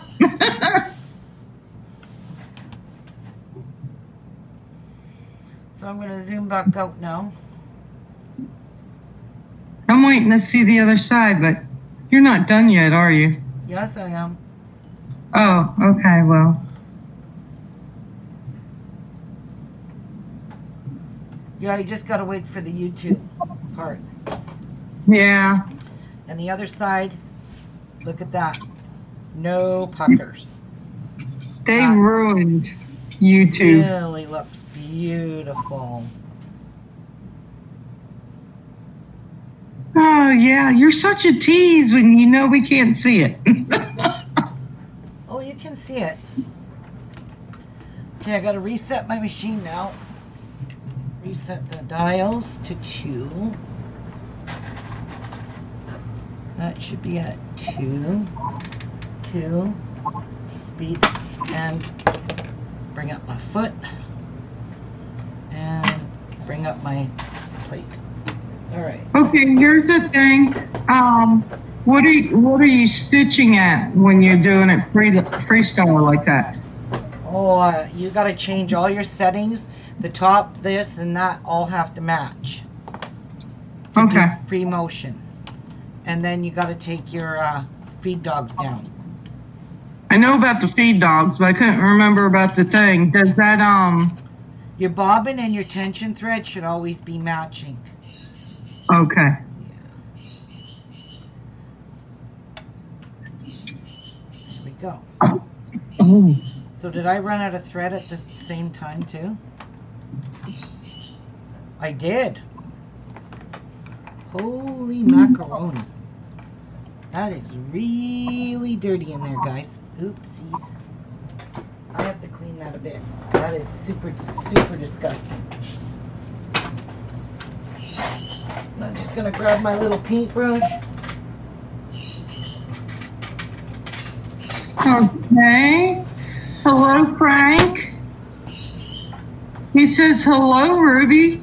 You probably don't have your Kenmore sewing. You probably don't have your Kenmore sewing machine anymore, but when you get a chance, please kindly film how to thread and set up your new Juki sewing machine. Please, okay, thank you very much. Frank, I remember you. Yes, sirree, Bob. Yes, I still have my Kenmore, Frank, but it's in the shop. It's actually going to the shop today. Jeff's gonna take it in because it's skipping stitches. And it's not supposed to be doing that. Guys, look at how disgustingly dirty it is in there. Yeah, that's pretty bad. I haven't cleaned this for a bit. And I haven't oiled it because the guy, the Juki dealer said I was oiling it too much. So. Oh, really? Yep. He said these only need a drop of oil after every project. So he means by doing a whole quilt and quilt piecing it and everything, then you would give it a drop. I was putting 2 or 3 drops in every time I used it. Oh. And he said what happens is the oil eventually just gunks up on all the gears inside. Then it'll need a cleaning. Okay. So I've been a good girl and I haven't been putting a whole bunch of oil in here like I've been doing because I really thought, you really got to oil these a lot, but no, you do not. Just keep them clean. That's it. No big deal. Yeah, don't overdo it. Yeah, well, I'm glad I had a chance to talk to that guy because I'll tell you what, I was oiling this every time I used it. And I'm not kidding you. All right. You're lucky he shared his knowledge with you because a lot of them won't. No, I asked him how much oil I should be giving the machine, so he would have to have answered that. Oh, okay. Yeah.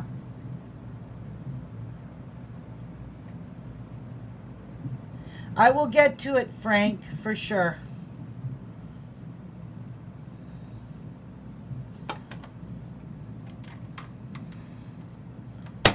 All right. We are good. Okay. And I'll put my pins away now because I want to square up these things. So let me just move this over. And this is my top. So you kind of want everything to kind of be matched, right? So this looks really pretty, guys. Honestly, the stippling on here looks nice. Even though it looks, you know, I went wonky in a few places. You can't even tell that. No. No. So all you do to square this up is just line your ruler up. Put this on a straight line. Line that on a straight line. And square it up. So line up your inch. So I'm going to move this over to 1/8. So there we are there.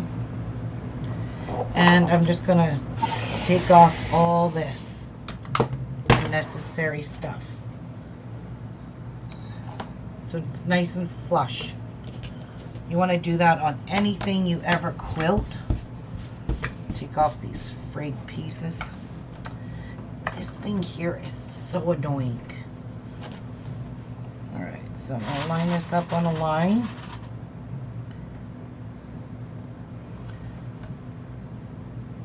And here. So line this up on a line. And take a look over there. And we are good.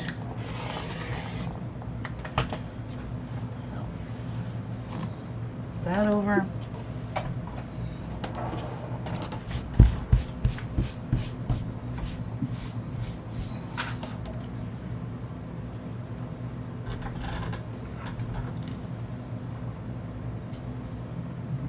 Okay.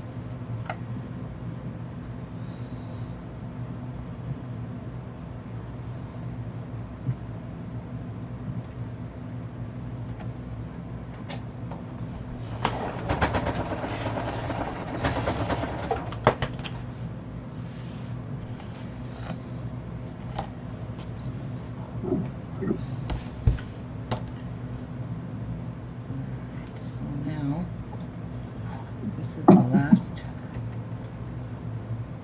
mark I gotta do.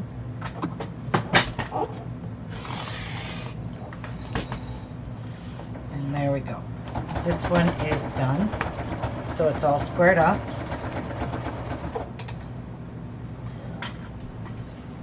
We will do this one next.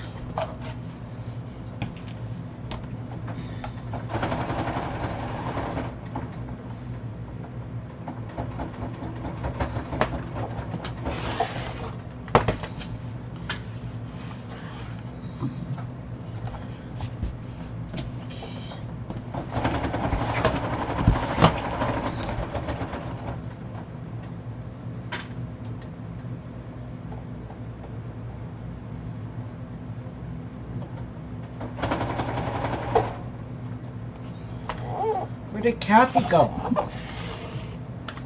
I don't know. I think she's hurting. Hurt? Hurting. Her back. She's got a bad back. Oh.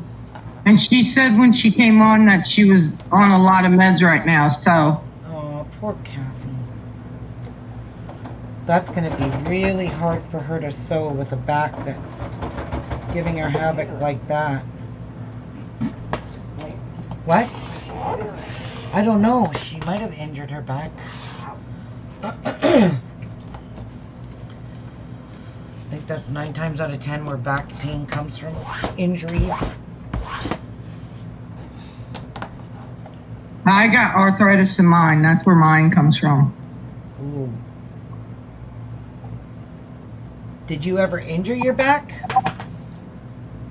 No, not that I'm aware of. I did carpet laying for a lot of years with Joe. That might have had some wear and tear on it, though. Oh, hell yeah. Oh, hell yeah. Okay. Look at that. It's not quite even back there, but you won't see that. It's not enough.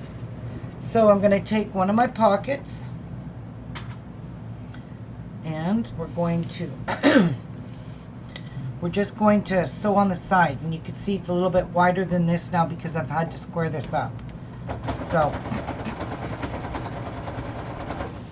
right like that.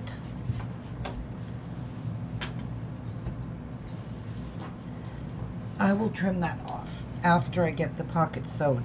So now you can decipher where you want to put pockets. So I'm going to put one line here, one here, and I'm going to leave the long one for maybe a pair of scissors or something like that. So I'm not going to put, you know, a whack of pockets in here. So then I'm going to grab some clips.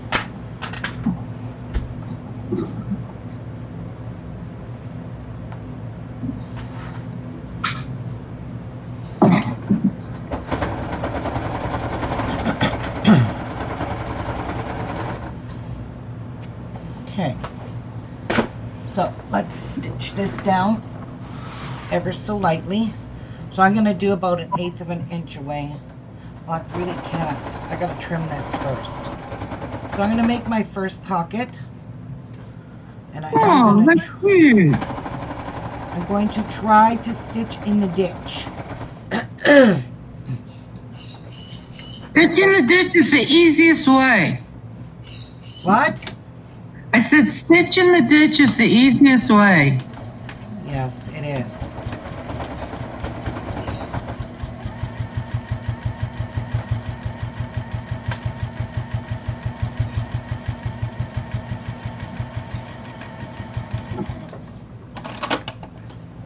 Where's my snips? Nippity snips. Right here. Get rid of that. Get rid of that. Alright, so there's one.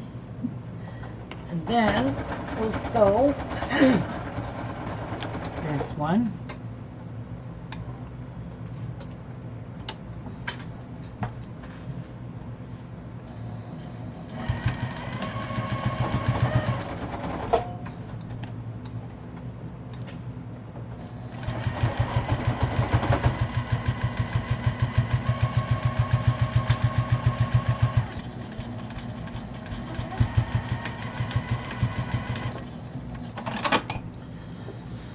Okay, now I can trim this off.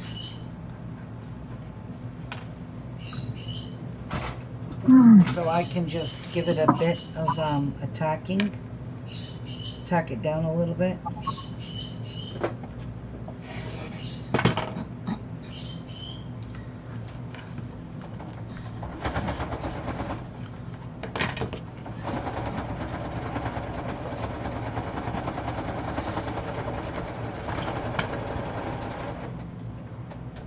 This is the first time I've heard him in a long time. Who? Mickey. Oh, he doesn't shut up. He does that every day. I've not heard him. Wow. I'm shocked you haven't heard him. Honestly, he never shuts up. So there's our pocket. There's our pocket. And there's a pocket. Now you can even make this into like a pencil. So say like I want to stick one of my things in here. Your invisible ink. But I don't plan to put them in there because I think these will just mark up my fabric. So you can put as many pockets as you want yours. You can put thousands in. So now I'm just going to tack this pocket down with like an 1/8 of an inch seam so you don't see it when it's bound. Okay, I'm confused. What? I'm confused.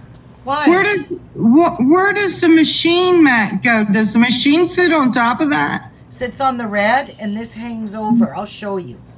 Okay.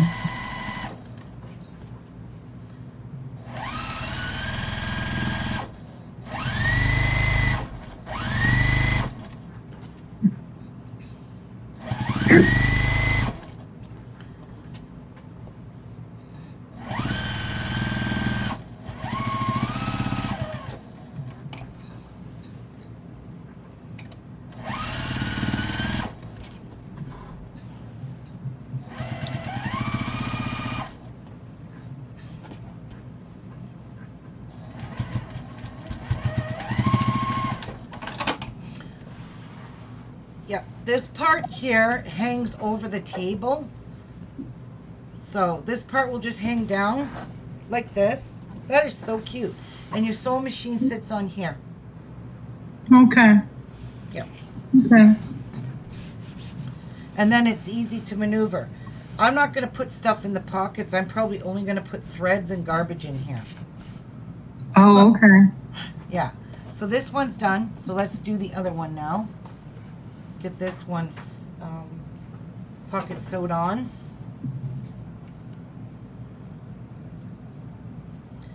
And again, I'm going to do the same thing. I'm going to sew down here, sew here, and leave this big open space. My scissors might be handy in there, though. That's for sure. I was thinking that small piece where you said you didn't want to put your pencil at be a good place for your tweezers. Yeah, and not only that, my pencils might fit in there without marking up my fabric. You know. Right. Well, isn't them the pencils where it disappears? No, not those ones. Oh, okay. Yeah.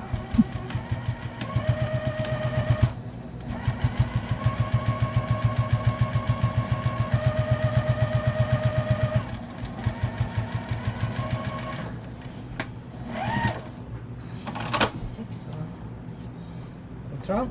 6 on. You got 6 on. Oh, you did good, sister. What do you mean only? You made me sew different things. Well, you're going to sew something else today, too. Or what? Another dog bed. What? I don't know. Maybe I'm going to... I want to make a craft tote.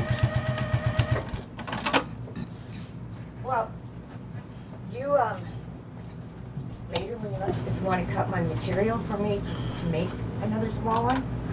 'Cause like I said, I want to make a couple of them. Cut what material? Oh, for the squares, whatever. Whatever. Oh, You know what I mean? your fabric, yes. Yeah. Your cotton fabric, you mean, not your flannel.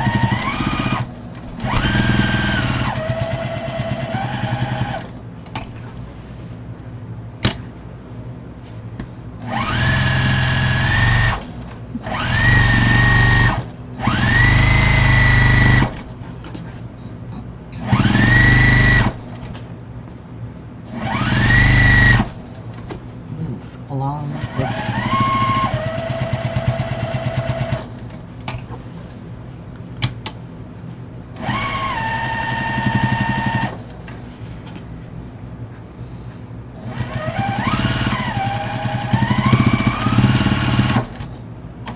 Okie dokie. Now let's make our binding, get these bound, and they are done.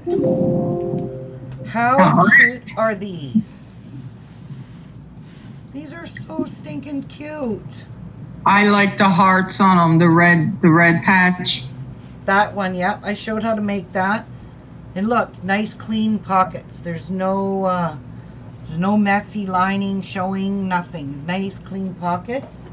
Let's just see for shits and giggles if my scissors will fit in here. They will. Look at that. And same with this ruler. I use this ruler a lot. It'll fit in that pocket. My rotary cutter will fit in there. So these are my tools I use the most of. So let's see what that's like hanging off.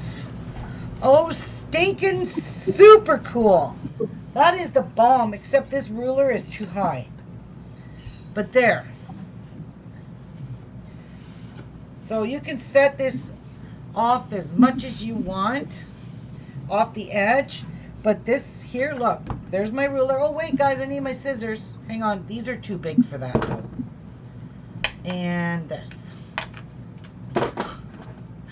Too cute. Way too cute. I could have too much fun with this.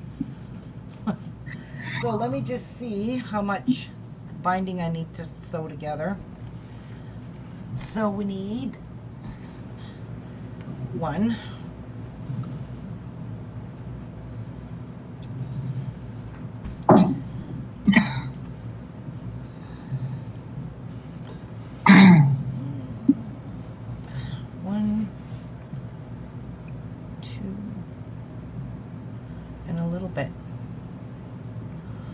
this is gonna work. No, it's not. I'm gonna have to add another little piece. That's quite all right. Oh, that turned out neat. What? I'm just seeing now where you're putting stuff in the pockets. Yeah. Yeah, it turned out neat. Yeah, it's pretty cool, isn't it? Yeah, it is.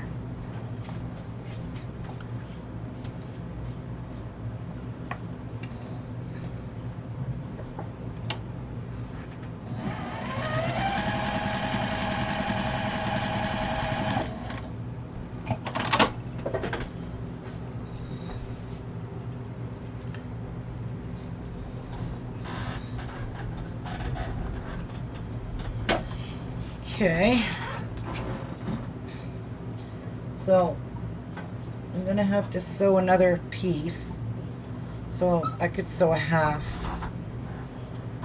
because I need extra to play with when I go to bind it. See, or not bind it, but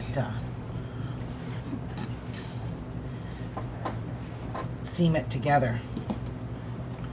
So this is quite enough.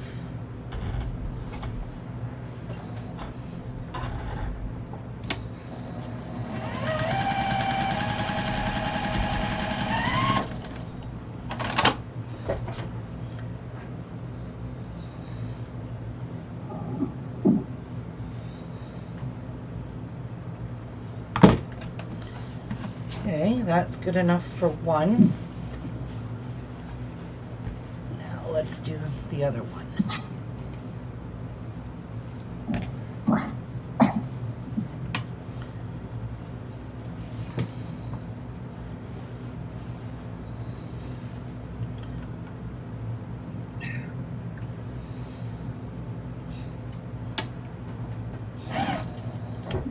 Ooh, I almost pulled the thread out of there. Whoa. But I didn't.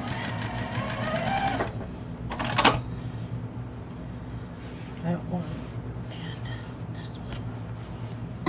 This little piece.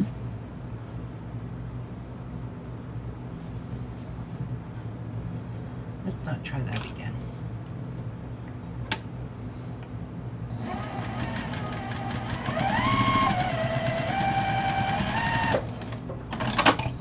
Okay. Our binding is ready to be ironed and sewed on. That one.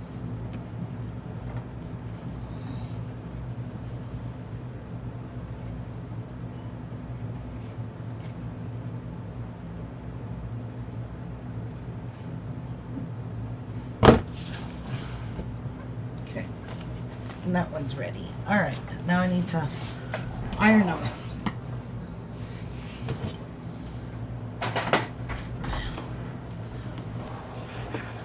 So, move out of the way, I need more.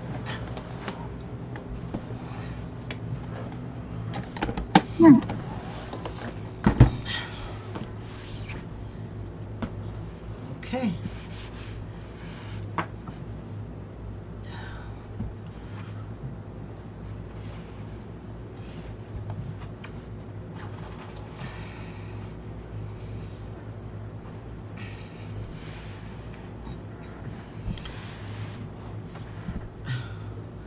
Well, I'm gonna go potty while I'm waiting, since this is just gonna take forever to heat up. Put these away.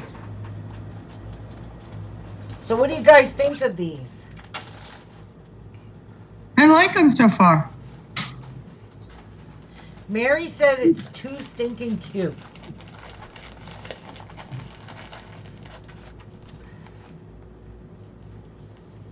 It is cute. I think it's cute. I left a thread. I'm gonna go potty and I'll be right back. Oh, Okay. me. Bring me back a sandwich, please.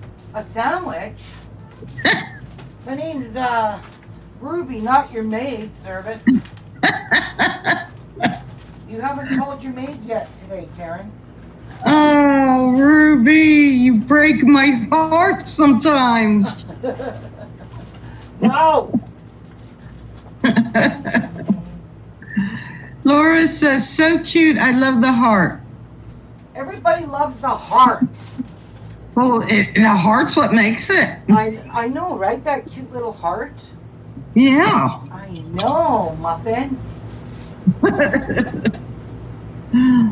I'm her muffin, but While I'm she's still not making a sandwich. While I'm gone for a few minutes, what would you guys like to see me make?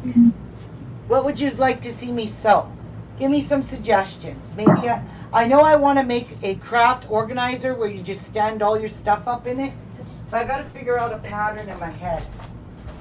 Yeah, because that sounds interesting. Ooh, Laura, you know what? You can change your name to Glimmer Laura. That way you still keep your glimmer part. And I know you never thought of that. I know. Oh my goodness. Oh.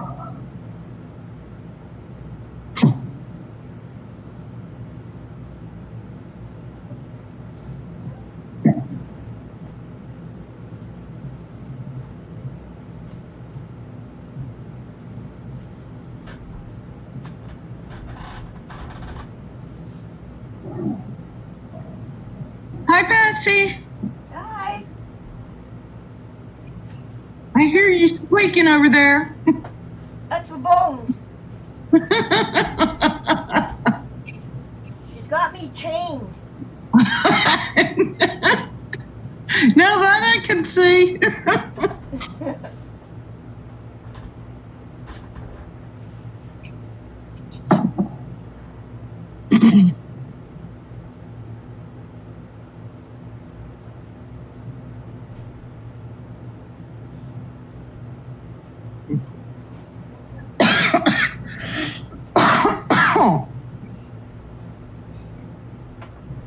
Ooh, that coffee went down the wrong pipe, guys.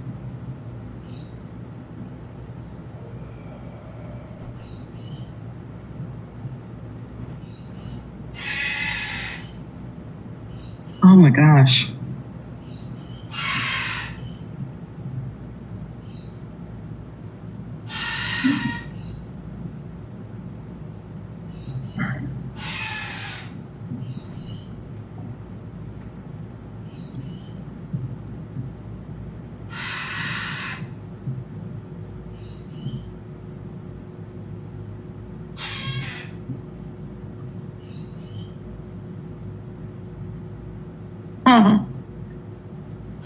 Aww.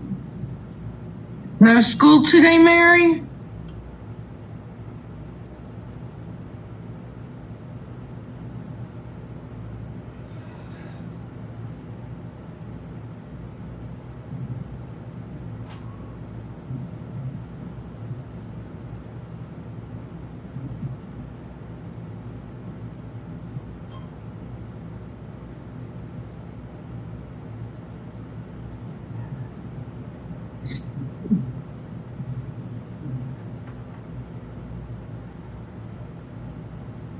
Oh, bless her heart.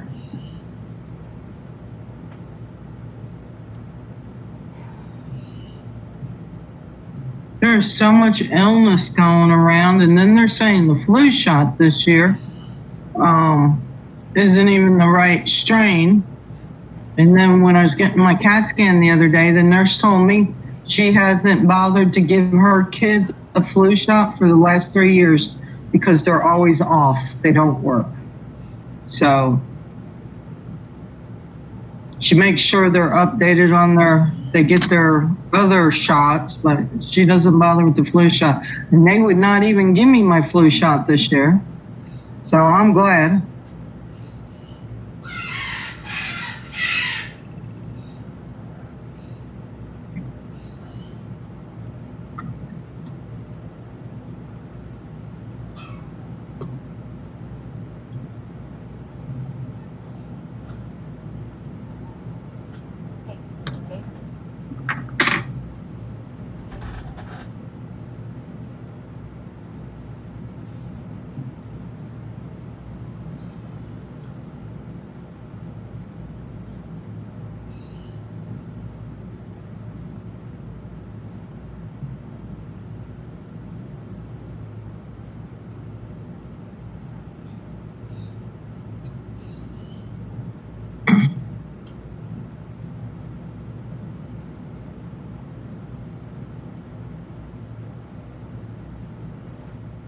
Yeah, I'm not going to get no more.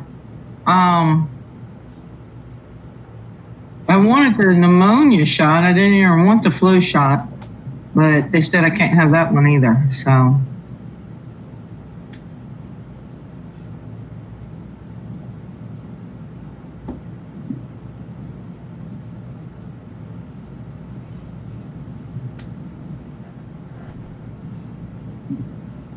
I hope your little one gets better, Mary. I'll keep her in my prayers, son.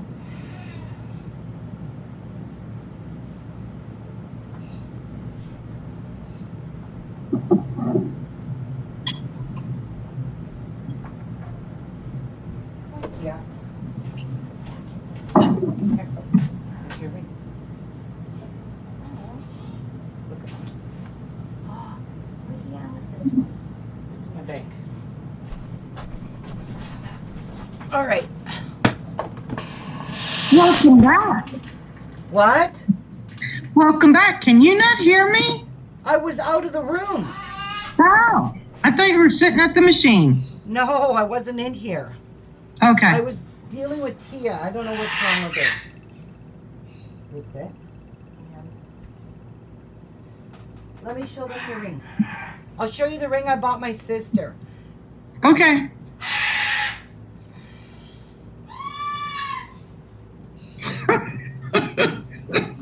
Yeah, Where is he? in his room. Can you please go close his Oh, door? more than that. He's going in the I bought her soup this pot. one. It's a blue sapphire, sterling silver. And I got this one. That's my sapphire.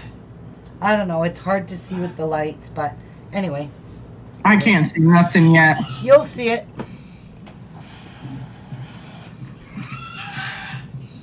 That's it. He's going in the soup pot. Just bloody close his door. I shouldn't have opened it. That's why I started yelling, isn't it? Yeah, he's a little brat. Patsy's telling him, quiet. He ain't gonna listen to her. That's what I was thinking. Yeah. He don't listen to anybody. He don't listen to me. He ain't gonna listen to her. Do you see it, Mary? I don't see it yet. So the big ring that Jeff bought me, we took it back. Oh, did you? Yes, it's too big. So I ordered some sapphire rings and some amethyst sterling silver. And this is only one of them. And I bought my sister one too, a blue sapphire. Oh, that is pretty. I like sapphires and I like emeralds. Those are my favorite. Yeah. Wait till you That's see. pretty. I ordered actually, I have about, I don't know, 5-6 rings coming in. And they're all sterling silvers though. I didn't want gold and I didn't want diamonds. I just want the ring I have. Was he upset? No, that you he didn't want wasn't, because he saw how gaudy it was on my finger and it was just falling everywhere. Yeah. Yep, and they took it back. No questions asked. That's a good jeweler. Yeah, well, it wasn't like it was purposely made for him. It was from the store. Right. Yeah, I just couldn't wear that ring and I was kind of heartbroken. And my wedding rings mean more to me than that ring does. So, Yeah, I understand that. I don't know if men do or not, but women are more attached to their wedding bands than anything. yep. Oh, Jeff wears his. He always wears his. When Jim and I got married, we couldn't afford real rings, so there were stores called Pomida back then, Uh-huh. and our rings cost $20 each. Oh, nothing wrong with that. It don't matter about being real or not. Yeah, A ring is and a ring. I treasured that ring. I treasured that ring until I took it off my finger. Yep. Lots Because of, that, lots of yeah, that's people the ring have I put on my finger, you lots know? of people have those titanium ones, stainless steel, I think. Yeah, I think I know what you're talking about. Yeah. All right, there's one binding done. Next.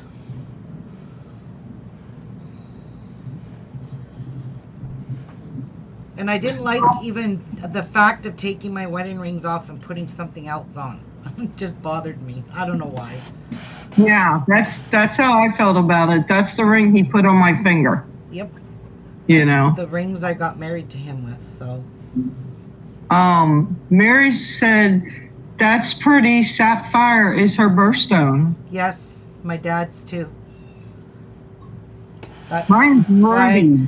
I got a sapphire and I got that beautiful amethyst ring. I just took it off because those mean a lot to me. The stone colors, they're not even my birthstones, but they have meaning to me. What's your birthstone? Mine's December, so it's turquoise. Topaz. Mine's ruby. Yours is July then. Yep, July 20th. There you go. So yeah, that's me. Bothers me when other people say, "Oh look, I got a new wedding set." I'm like, what's wrong with the one you got? Well, the diamonds are too small.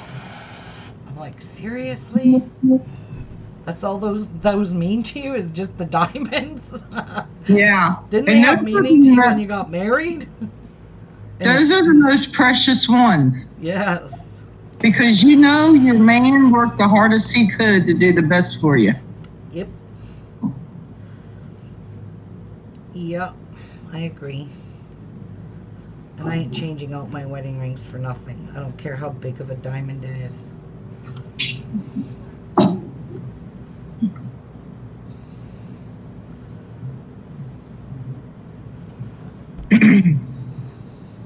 But I got one coming with all different colors, all real gemstones in them. Oh, it's so pretty. I can't wait to get it.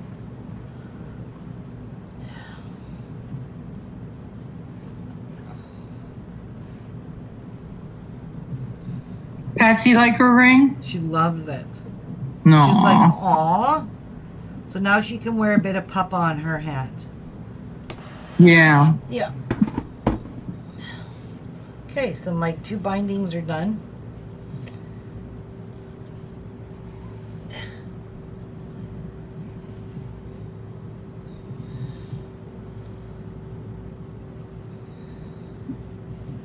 All right, let's put them there.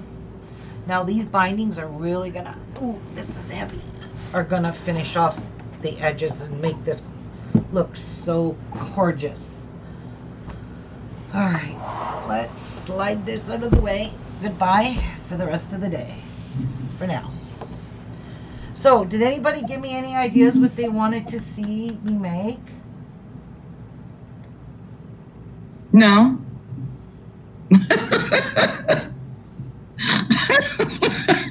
Well, you guys suck. Great help, you all are.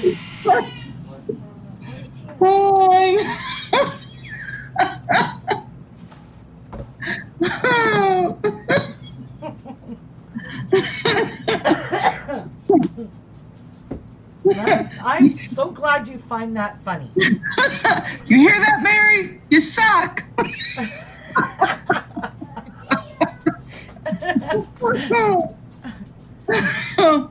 Tatia was in here. Oh my goodness. Oh, Tatia, come back here. She was in here under your table. Oh, you took my dog out of here. She wants me. She's been so restless. No. Yes. You can sing all you want, Miku, my darling. You ain't coming out till I say you can come out. Is that what he's doing? Is he Yes. crying? He's crying. Oh. He thinks he's a baby. I think I will do the join on the bottom here. So, hi. We're just gonna start sewing our binding on and making it ready. Do you guys want me to come up closer so you can see how I do my binding? It don't matter to me. Yeah, I know you're not gonna quilt. LOL, I can't think of anything. You the one with the imagination. Yeah, I heard. Let's make cloth diapers and sell them. Oh God, Patsy. You could make them, but you need white flannel for that. God, no thanks. Well, I can't think of anything that you haven't made yet. I mean, you made a quilt, you made a fabric book, you made a sewing machine mats, you made trash cans. Right? I mean, the only thing left is to sew your sister's lips together. I don't know. I don't know either. Did she hear me? What? I said, did she hear me? Oh, probably. She's right here. Oh, what? She's not paying attention. No, I can't do No. So make sure you leave about that much. Oh, he's gonna get it. And don't start near a corner. He's going in the pot, I told him. He's going in the closet? Going in the pot. Oh, in the pot. Patsy's gonna cook him up. All right, so when you get to this corner, you want to measure about 1/4 of an inch away is where you want to stop. Okay? Well, I want to back stitch here. And I cut my thread instead. That's okay. Oh, God, Coco. Then you're gonna pull this up like that. So from there to there. And then you're going to bring it down so that it lines up flush with this side and flush with this side. And you can see it's not lined up, but it's really hard for me to do like that, backwards, sideways. So you bring it all the way up, flush like this. Good morning. Hi, Martha. Hello. So you bring it up, it's going to look like that. So when you fold it back down, you line it up from the top and you line it up on this side, right about there. So it's lined up, you see? And then you're going to start 1/4 inch down. So basically where you ended with your other stitch is where you want to take your next stitch and start sewing 1/4 inch from the top. So don't sew right from the top down. So I'm going to go in about 1/4 inch and I'm going to stick my needle in there. So I'm 1/4 inch on this side, 1/4 inch down, and just start sewing. So you'll get a really nice mitered corner. You're making a sewing machine mat. Is that Yeah. for your sewing machine to sit on? Yeah, my sewing machine, and these are pockets. I had the same question, Martha. All the material's really cute. Good morning, Karen. Good morning, hon. Where'd you? On the shelf. What? Oh, you need the address, right? Okay. Hang on, guys. I got to give Jeff an address. Can't get sure nothing. So who's here today? Rachel and Mary and Glimmer Girl and Frank. 19 Regent Street. Want to leave your thread in there? Yeah, just leave it all. Martha, Glimmer Girl is Laura. 19 hi, Laura. Regent Street. Regent? Regent. Right. Okay, well, when you get a chance, please kindly film the same video On Regent Street. on your new Juki, please. That's what the house looks like too, Jeff. Oh. You'll see it in Google. Is that how it's? Jeff's going to drop off my Kenmore. Yeah. Oh. You grab a couple extra pieces of Kenmore parts. No, thread the. Get on that. And, Walker, Jackie. where is it? Remember the card put on this thing? Yeah. I have a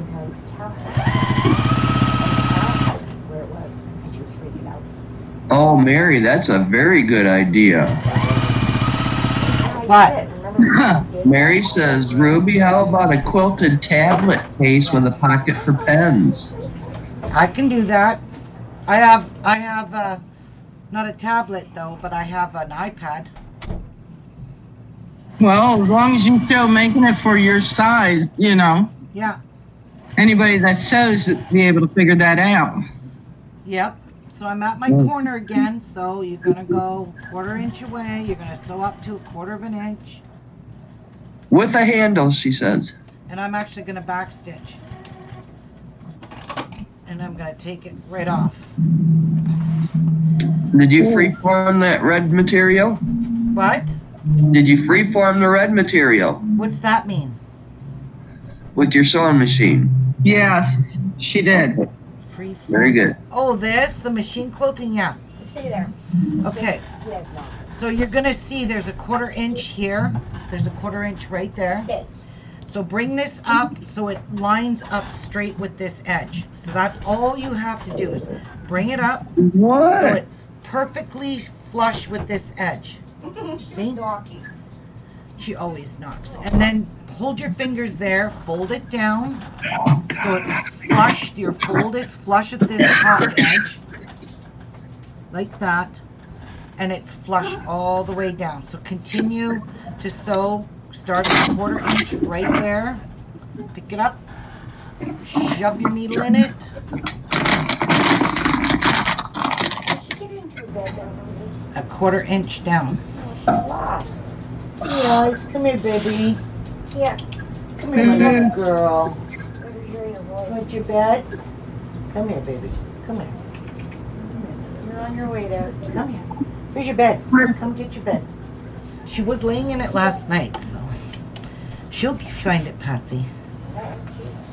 And then start sewing again. Ruby, when Yeah. you get done with the iPad, can you do a Bible carrier for me? A Bible carrier. Yeah, Bible cover. Well, most Bibles are all different sizes. Well, I can figure out the size. Right. Good. Sure could, ma'am. I could make anything.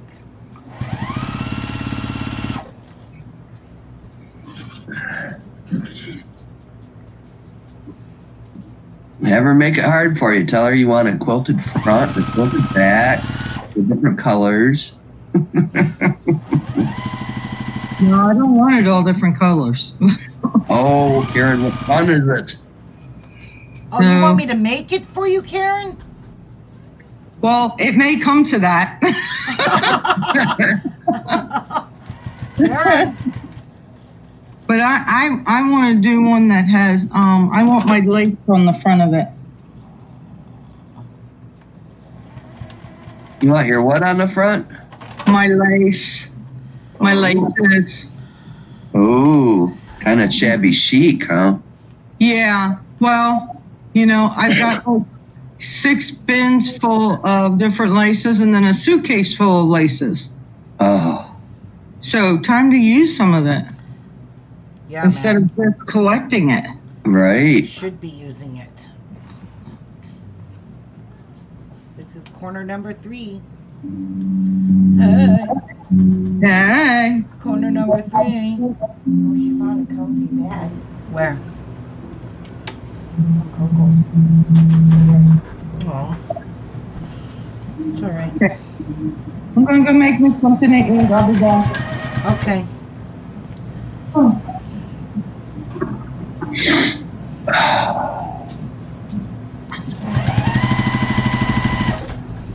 She's still laying on it or no? 'Cause No, she's antsy. yeah, she is. That's what I said. Like, oh, shit. I don't know what she wants.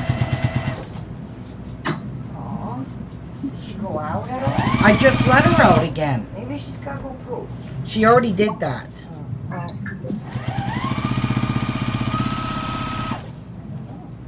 She says, I want on your lap, Mama. She's just really nervous because she doesn't know anything in here anymore. So But she was laying on the bed. That's what I she had patent. One out there.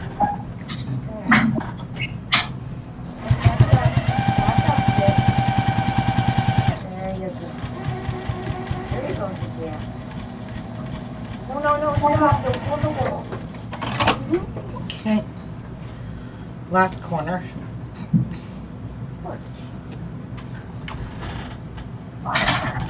Now, I'm not going to sew all the way down. I'm going to sew part way, and then I'm going to back stitch and quit. I'm going to leave about a 4-inch opening there.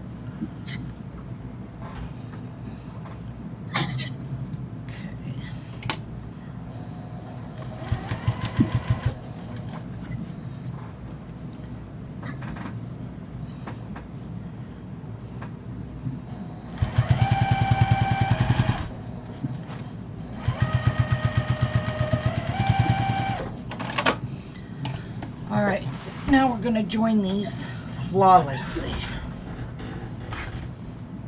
So I've got a little bit too much left, so I'll just cut some of this off. So now you're going to open it, right sides together. I'm going to put a pin in it here. I'm going to open this,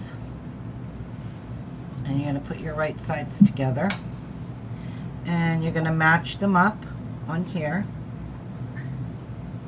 So I'm going to put a clip in there, right here, see? And then I'm going to take a straight pin and put it right where I have to start sewing. So I'm just going to stick the pin in here, right in there, where I need to start sewing. And sewing with right sides together. There we go. So we're going to pick this up. Now this is the tricky part, is lining up these bindings when you've got a small area like this. But you got to line up your binding with the bottom over here. Make sure it's all matching, because then you know you're lined up. So I'm going to put a clip there, put a clip here so it doesn't move on me, and a clip there. And then I'm going to drop my needle right where this pin starts, because that's where the join has to be. So it has to be right there. Pull the pin out, and now you're going to just sew a nice straight line. Pull that up so it's kind of stretching right now. It's pulling. I don't want it to pull, because then I'll get a crooked line.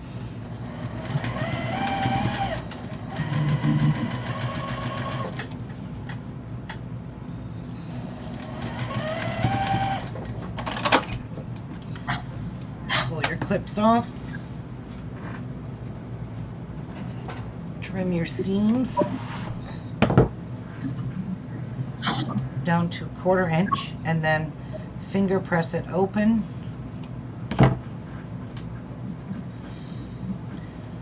Finger press it open best you can, and then refold your binding like this. Join it back up. Make sure that stays flush. Lay it down and see how good of a job you did at lining it up. And I could probably use a little more stitches right here. It's still a bit too big, and I don't want it too big. So I'm going to take another stitch very, very carefully. Just going to go right here beside my stitch line. Where is that stitch line? Right there. And I'm just going to stitch beside it, taking in a little bit more. And that's all I think I really needed to do, because I don't want it to pucker.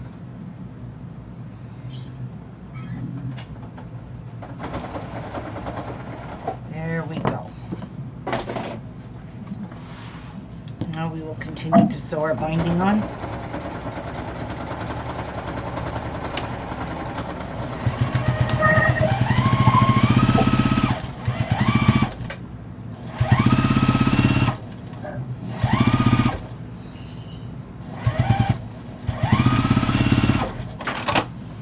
Okay. Now trim off some of these threads.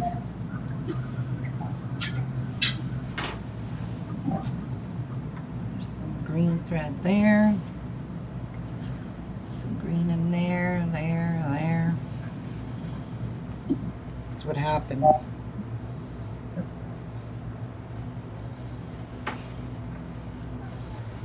Okay. Now, let's start turning this way, and then you're going to pin it. So you have a nice clean edge.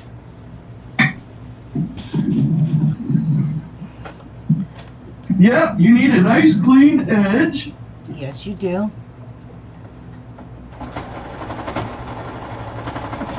Kind of bulky right there. And that's where your joint is. That's why I wanted to do the joint at the bottom. And these edges here drive me nuts because they always get caught in my seam. These frayed pieces. And then they're nasty to get off.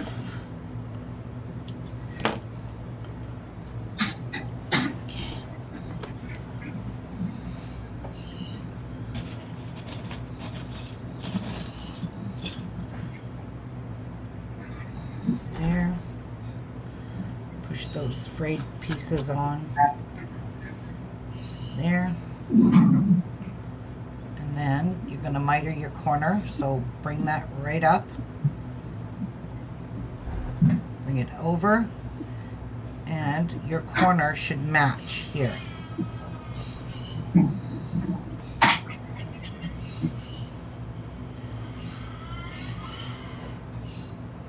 Damn birds, man, are driving me to flip and drink.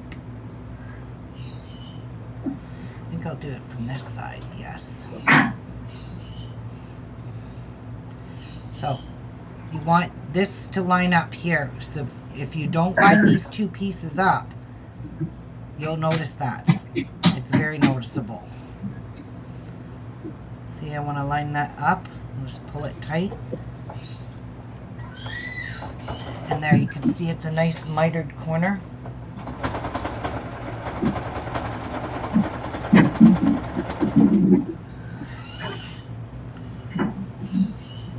Wow, what is with Pete?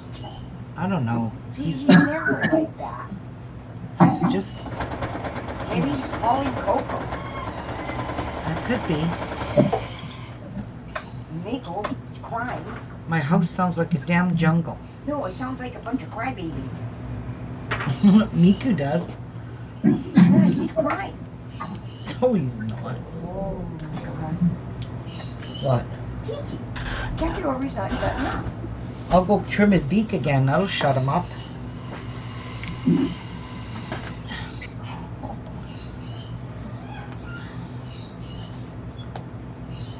Come on, Coco, let's go. Let's go. Let's go. Maybe Okay. he's calling you to play. Let's go.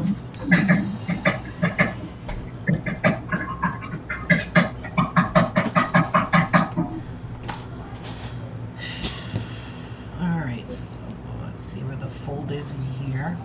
There. Flip it over.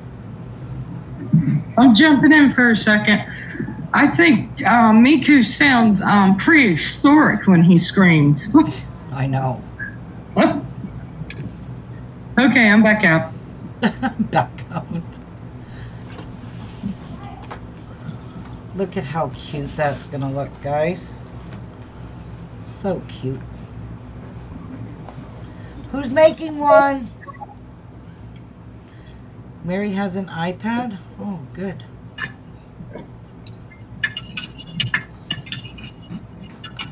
I said Mary and Martha's making one. Martha's I'm not making making one because my machine's in a cabinet.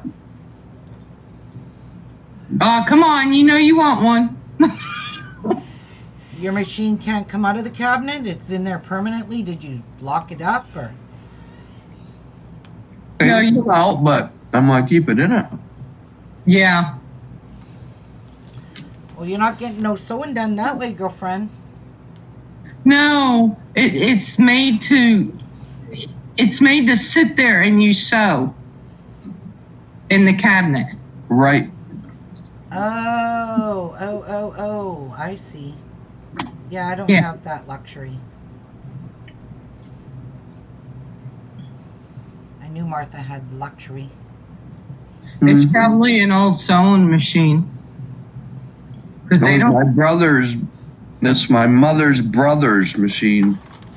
Yeah, I figured when you said in a cabinet because they don't make them like that anymore. No, you got to buy that cabinet separate, and it's quite expensive, pricey. Cheaper to build one yourself if your husband's. Yeah. I have to show you guys it one day because I think it was like an old desk, and they cut a hole in it and built Yeah. it to put this machine in. Oh, okay.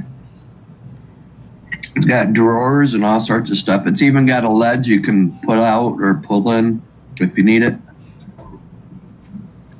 I don't know. That sort of sounds like Joe's mom's. What Joe's mom had, and hers wasn't.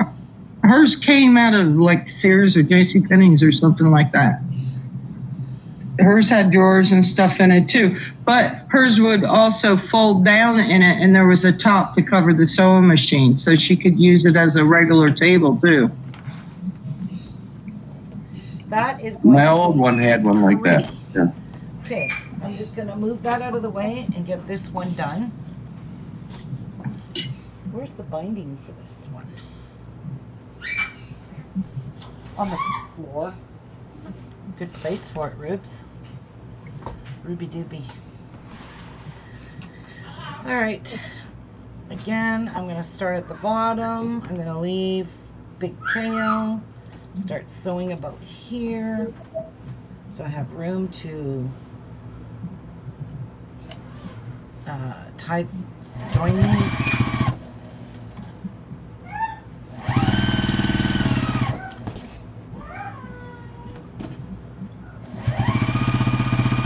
He's barking.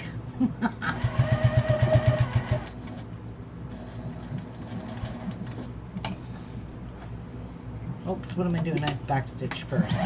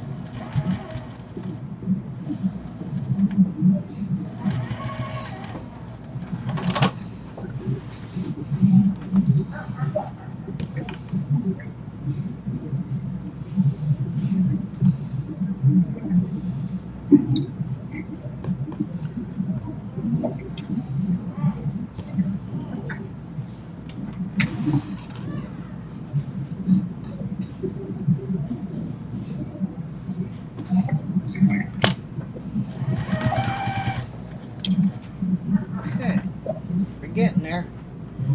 Getting these bindings on.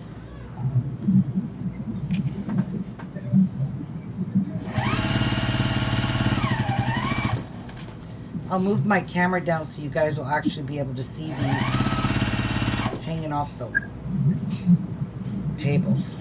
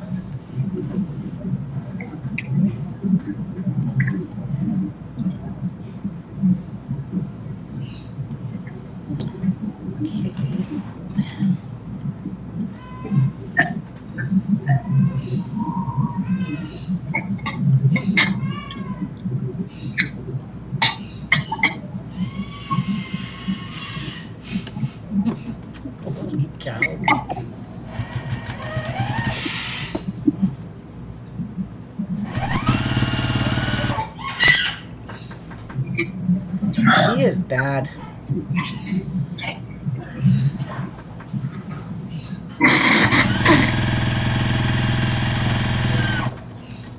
Patsy! Yeah, now he's going, hi, Miku.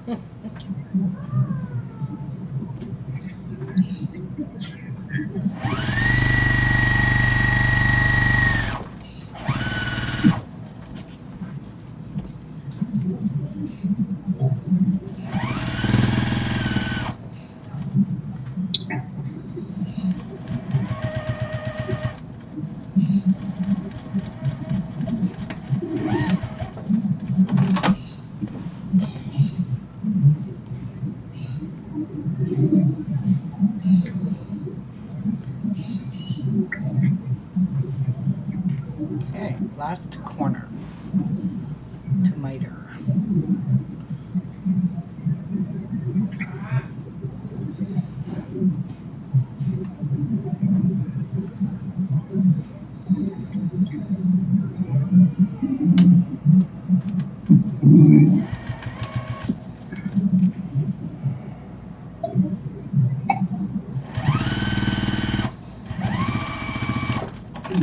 Okay, now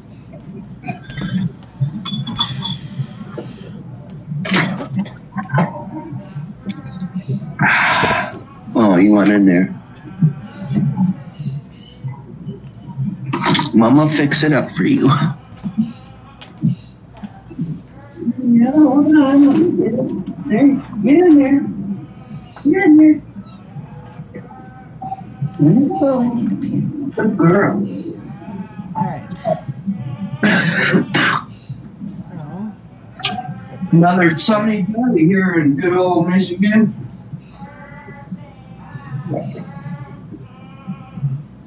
boy, what a place to get his joint. I'm gonna have to do it up here more.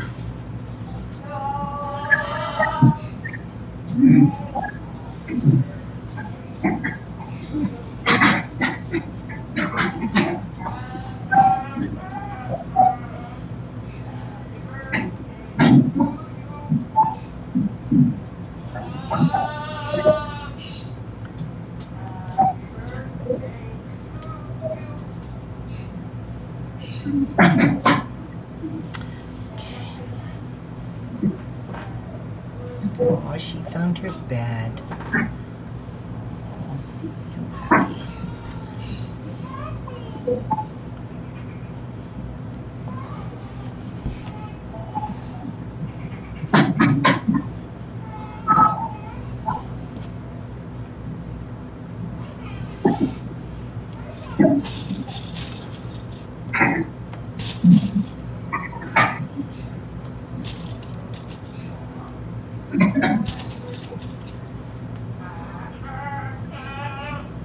Okay.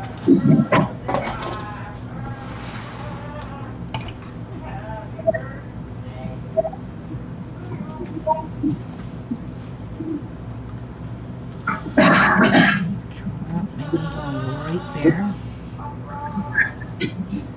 Remove the pin and sew away.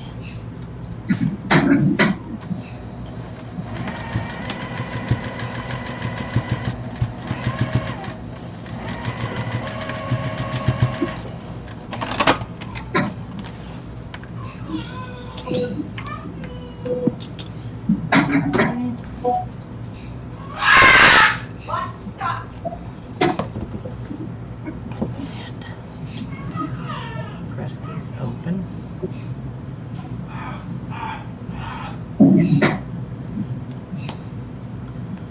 Ruby, guess what temperature it is in my house now? 70. 72. Oh, hey. And it even held it through the night. What? So I said, and it even held that temperature through the night. So the guy's got that other heater on, and with the 3 heaters running, it works just fine now. Nice. I think so. All right. I'm going to take that in a bit more. This stuff stretches, so I have to be careful.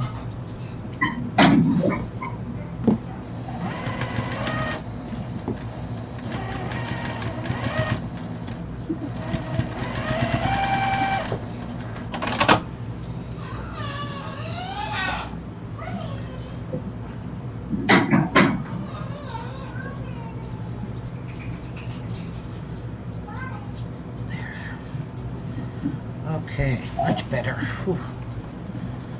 All right. What you doing, my little love? Hello, my little love. Are you stuck? There you go.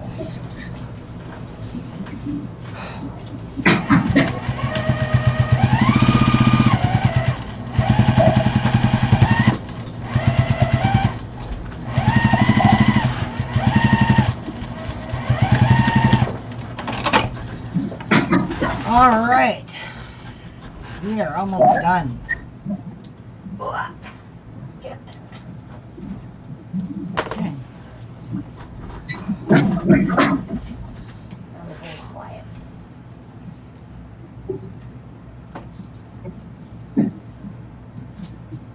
Jeez, these things. And when you keep this up, you'll be going outside playing with Coco. Wonder how that went.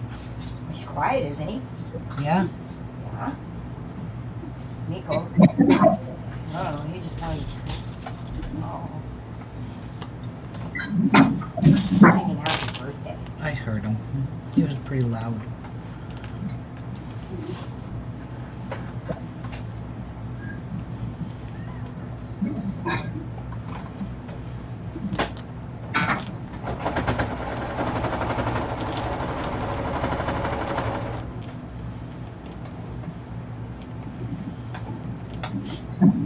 I'm just trying to tuck in these frayed edges because they drive me nuts. Okay, quick question. Yeah? What do you want them to do to it? Tell him the timing or it skipped stitches. Get stitches? Yes, he told me it was around $100 to fix. Okay, get stitches. Alright. Yep, it skipped stitches. Thank you.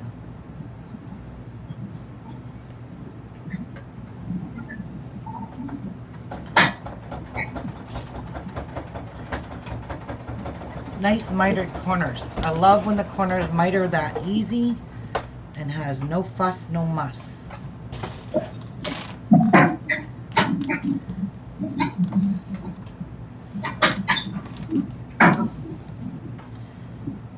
Mary, are you making one of these?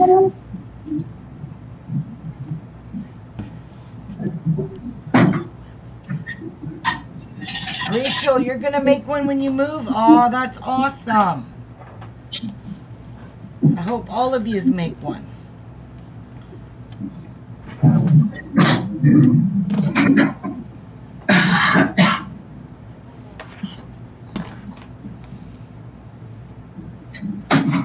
Beautiful.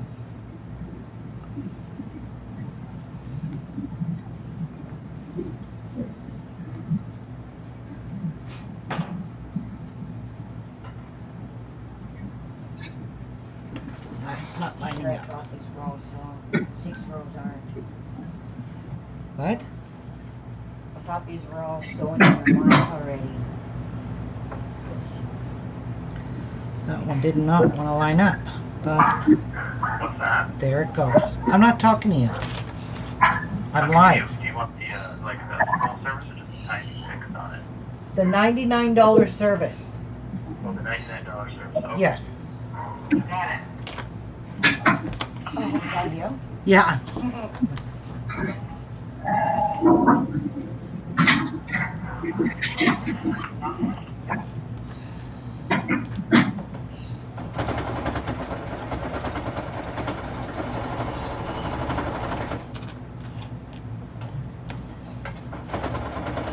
Yeah, I think he said to just get the timing fixed was around 69. But, you know, because that machine is so, you know, what, 10 years old, 11 years old, it could use a cleaning or whatever, servicing. Do the whole shit and caboodle be nice. I'm only getting it fixed for my daughter. No, Cassie wants to use it. She wants to learn how to sew, so she wants to try on my machine, and if she likes it, she's going to go buy a nice computerized one. I think she will. She's already hooked on sewing. She was so mad my machine broke when she was sewing, she wanted to make stuff. But my machine wouldn't work, and I said, "You're not touching my Juki. You're a newbie. You're not touching my Juki." Where's she gonna buy a computer sewing machine? On Amazon. Really? Yeah, she was looking at a brother one.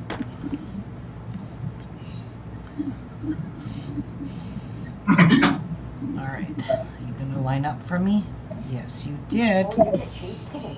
Yeah, I get Chase. 2:30? 2:30. So time I get these quilting things done, it'll be time to go.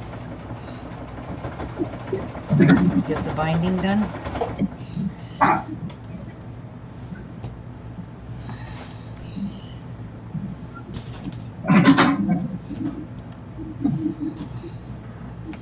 This part is the quick part now. All the hard part is done, guys. All the hard part. So, how many of you that are going to make this, you're going to do it the same way? You're going to quilt it, and you're going to bind it all around and bind your pocket. Like, look at how pretty this is. This would be nice for... Patsy was telling me last night, you should make something that hangs right off of my cupboard here that has a whole bunch of compartments in it that you could stuff all your stuff in there. And I was thinking I might do that too. All right, let's get this sewed, stitching in the ditch. We're going to stitch in the ditch. I think I'll start right over by the pocket, where it is not seeable, where I got to back stitch a couple of times.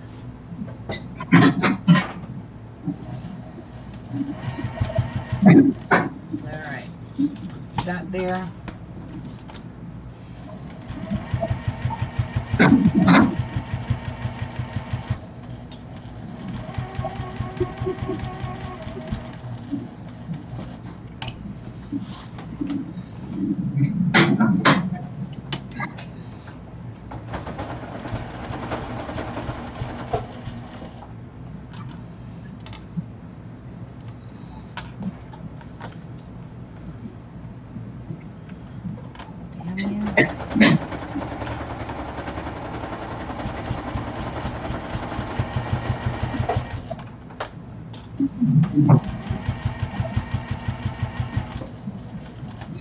So, look at that beautiful mitered corner, guys. Look at that. Do you see it?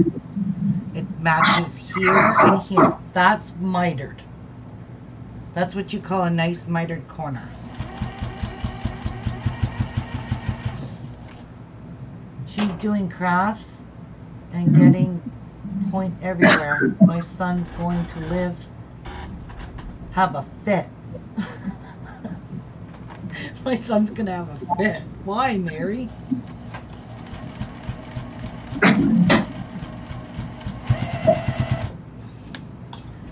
Need to go slow over that joint.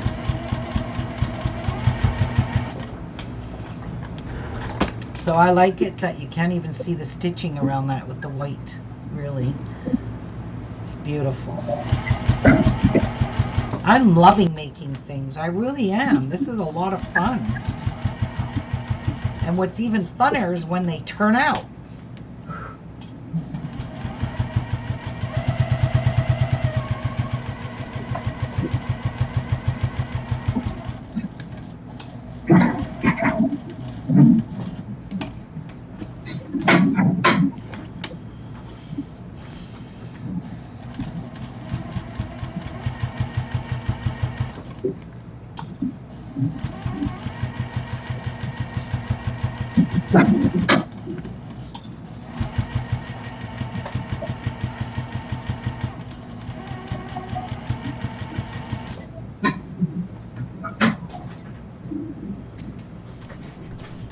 Oh, good, Mary. You love it too. Hey.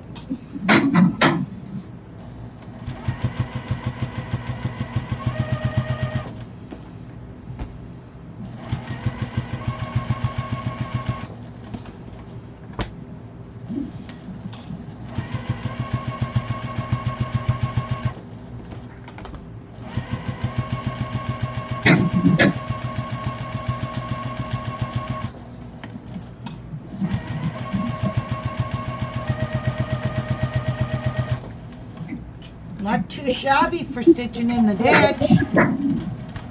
White thread on red, not too shabby. Look at this. You don't see no stitching. Hey. Beat that, Mary. Oh my God, I'm so funny. Hey. And nobody's even listening to me.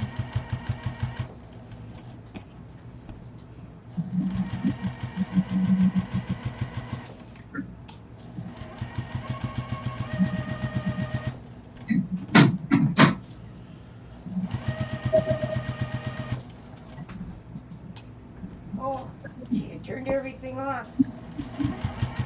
What'd she do?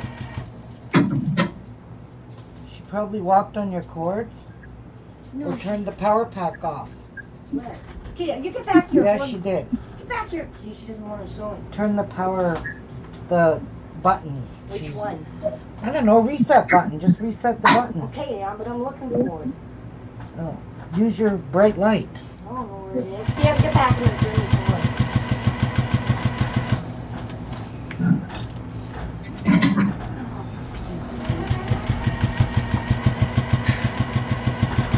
Did you find it? No. And I got eyes. She turned it off with none.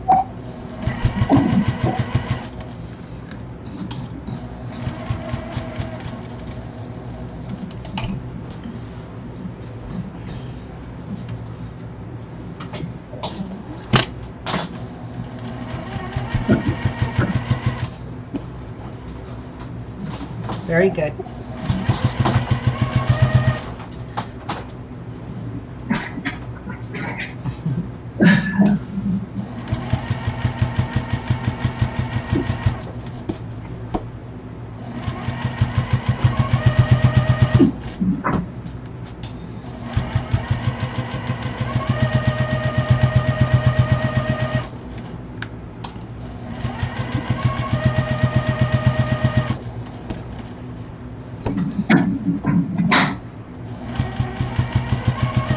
So you see how when I went out of the lines with the quilting, that didn't matter because it all got sealed in the with the binding.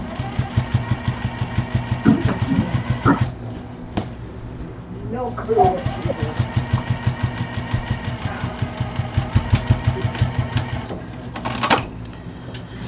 All right, let me just clean this off and give it to my sister. Did she hit it out from the wall, maybe? She stepped on here. No, she didn't. She reset it. But where's the reset? That's what I can't find.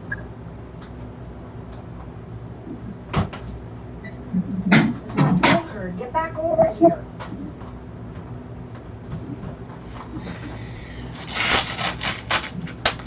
Hang on.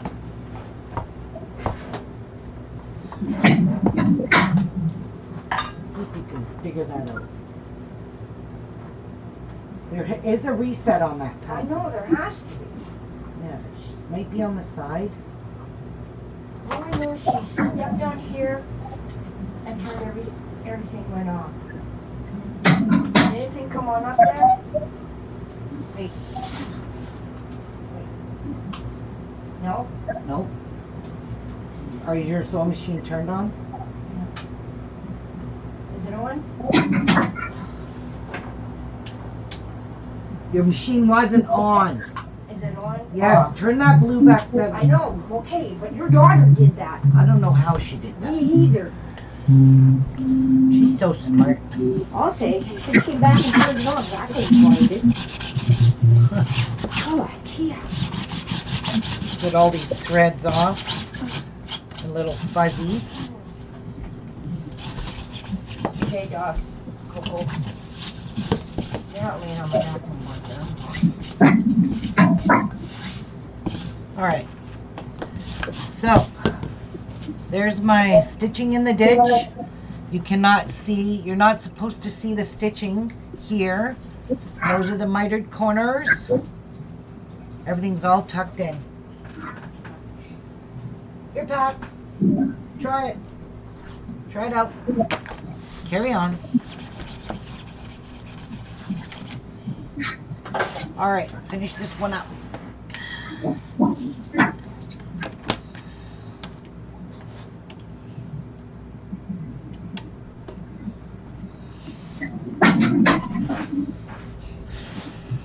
All right, here we go.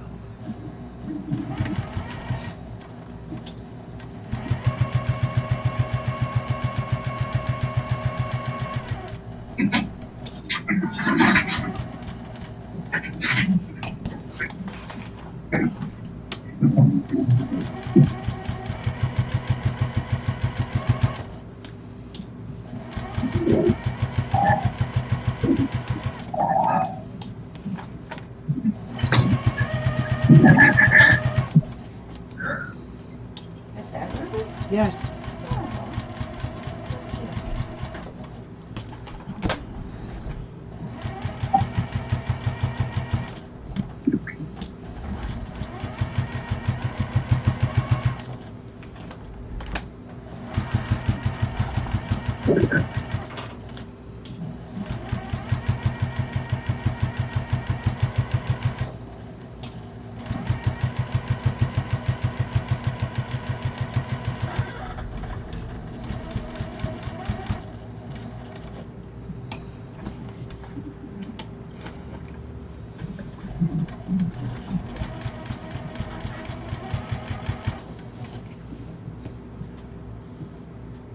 Pretty good.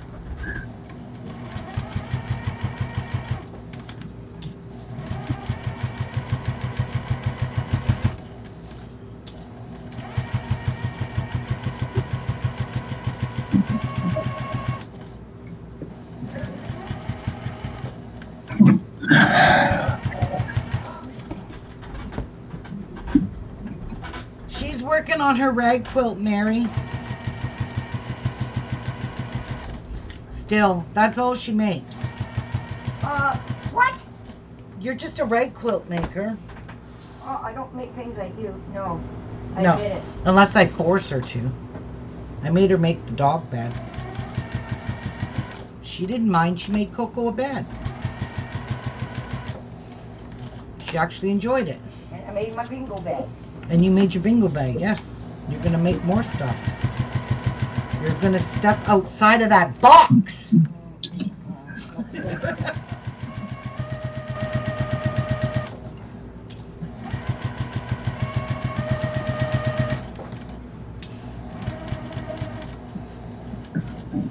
That's so perfect in that corner, but I don't care.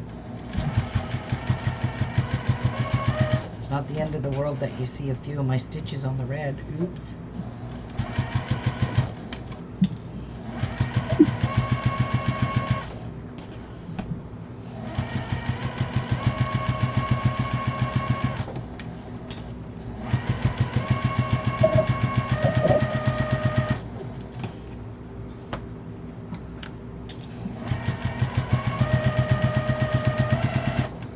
Jeff, did he say when that machine will be ready?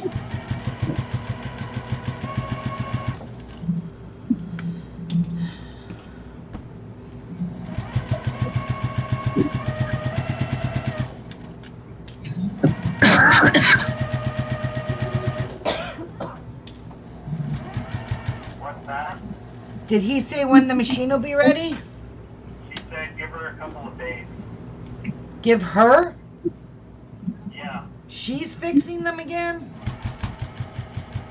I think they both do. Ah. Oh my God, is that the lady you took it to before? No. Oh. No, that lady, she lived out on Broadway. She didn't even fix it right. What machine? My Kenmore. Oh. Yeah, it's skipping stitches. Oh. So it needs an overhaul. He said that when they do that, they're out of time. They just need the timing fixed. But he's giving it an overhaul. Oh, that's good. Yeah.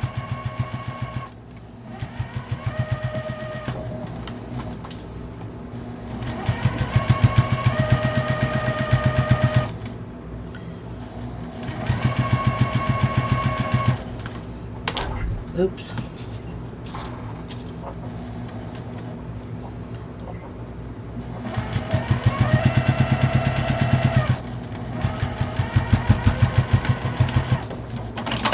All right. That is done. Snip it.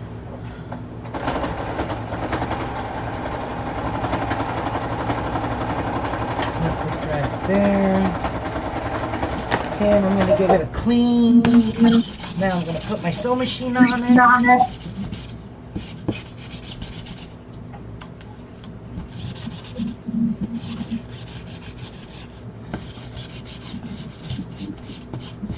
Alright, this is sucking. Looks pretty professional. It's professional? Professional. Professional. Okay, I'm back. You're all warned. Where did you go? I didn't even know She you was were on a phone call. Oh.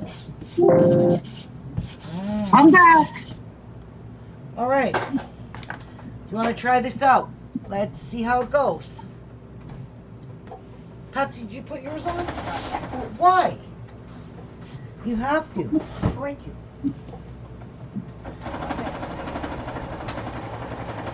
All right, I can't lift this damn machine. It's so friggin' heavy. So the pockets are going to hang over the edge of the table then? Yep, and my machine's gonna sit on this and move around on that. Like that. Right like this. So let me back out.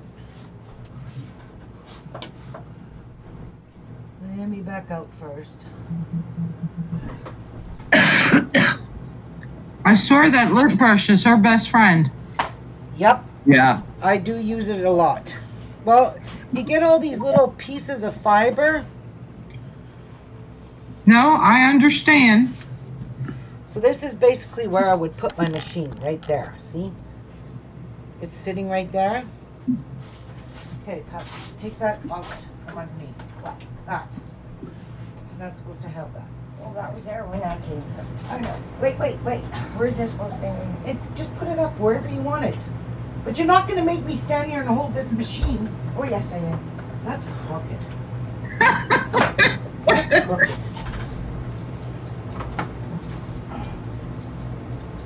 Is it still? No, that's good. Put it where you feel comfortable. Now move so I can show them on the camera what these look like. Okay. Move. Yeah.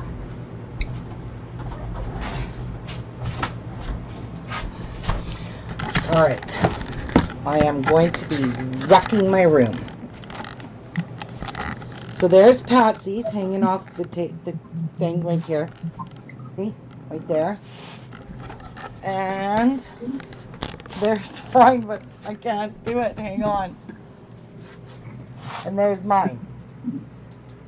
You see? But I have that right beside me with all my quilting stuff in it. So Cool. that is still very convenient to put your scissors and stuff, your snips, your garbage in here. No garbage in there. You have a That garbage in bowl. there. But yeah, there you guys go. I gotta put my pack of spools. Good job, Herbie. Good job. Yeah, it looks cool. Looks cute. Gingham always makes everything look Oh, I cool. love that gingham, this fabric. I loved it, especially love that trim. That's why I used the gingham on the outside of it, because I just thought it looked super pretty. Oh yeah. Yeah, so why not? The gingham topped it off. Yeah, it did. So there, yeah. I love that. And it looks really super cute. Hanging on. Well, if you're a Mickey Mouse fan, you can Actually, use little these- polka dots. These are going to go in my pockets. Because I'm always looking for my glasses. Put my snips in here. No, don't. It might stick up. Oh, You got to put them upside down, Pats. what do you mean? They don't close. Wow. I'm putting extra bobbins. Little bobbins. Now, if you made one like that, you can hang it over the arm of your chair and you can put your remotes in it. Yep, I tend to do that because I have 3 remote controls. So Yeah, that would be a good idea. Yeah, I'm thinking about. I made my dad one out of placemats, That's your small thing of my but I'm thinking about making one for my chair. can put my bobbins. But you know what I like? See, I don't want to fill up my pockets because when I'm teaching you guys stuff, I'm constantly moving my machine. So if that was full of stuff, it would fall out. So like I Oh, said, I yeah. might. What? I said, oh, yeah. Yeah, so I might not use my pockets. All I wanted was this to be sitting nicely like this. Got my bobbins right here. They fit. Turn it off. And put the beautiful cover on it and say, good night, sewing machine, you're getting rest. And put the cover on it. Does it slide just as easy? Yeah, it does. Okay. Yeah, it does. It slides just as, look. It actually Material slides better slides because good on anything. I could do this, put it up, and pull it off. Pull it to where I want it. Okay. Yeah. So that works out perfect. Right. He's good. Oh, crap. Yvonne says, okay, great idea. Because I can't get into my drawers all the time. Well, Yeah. look at that. Put all your stuff in there. My bobbins, because it's being the button. She's already filling hers all up. But she didn't want to make one, you know? I didn't know you were making these. I told you last night I was going to make them. Well, I thought you said you were. I might, you said. What am I going to make next? I don't know yet. We're going to go and contemplate it. I am anyway. Going to go and try and figure out what to make tomorrow. Yeah. An iPad cover for Mary. Yeah, I need to figure out how to do that. I seen iPad covers, Uh-huh. but they weren't covers. The iPad stood up in it. Wouldn't that be hard on the iPad? No. No. Huh. No, I might try that too.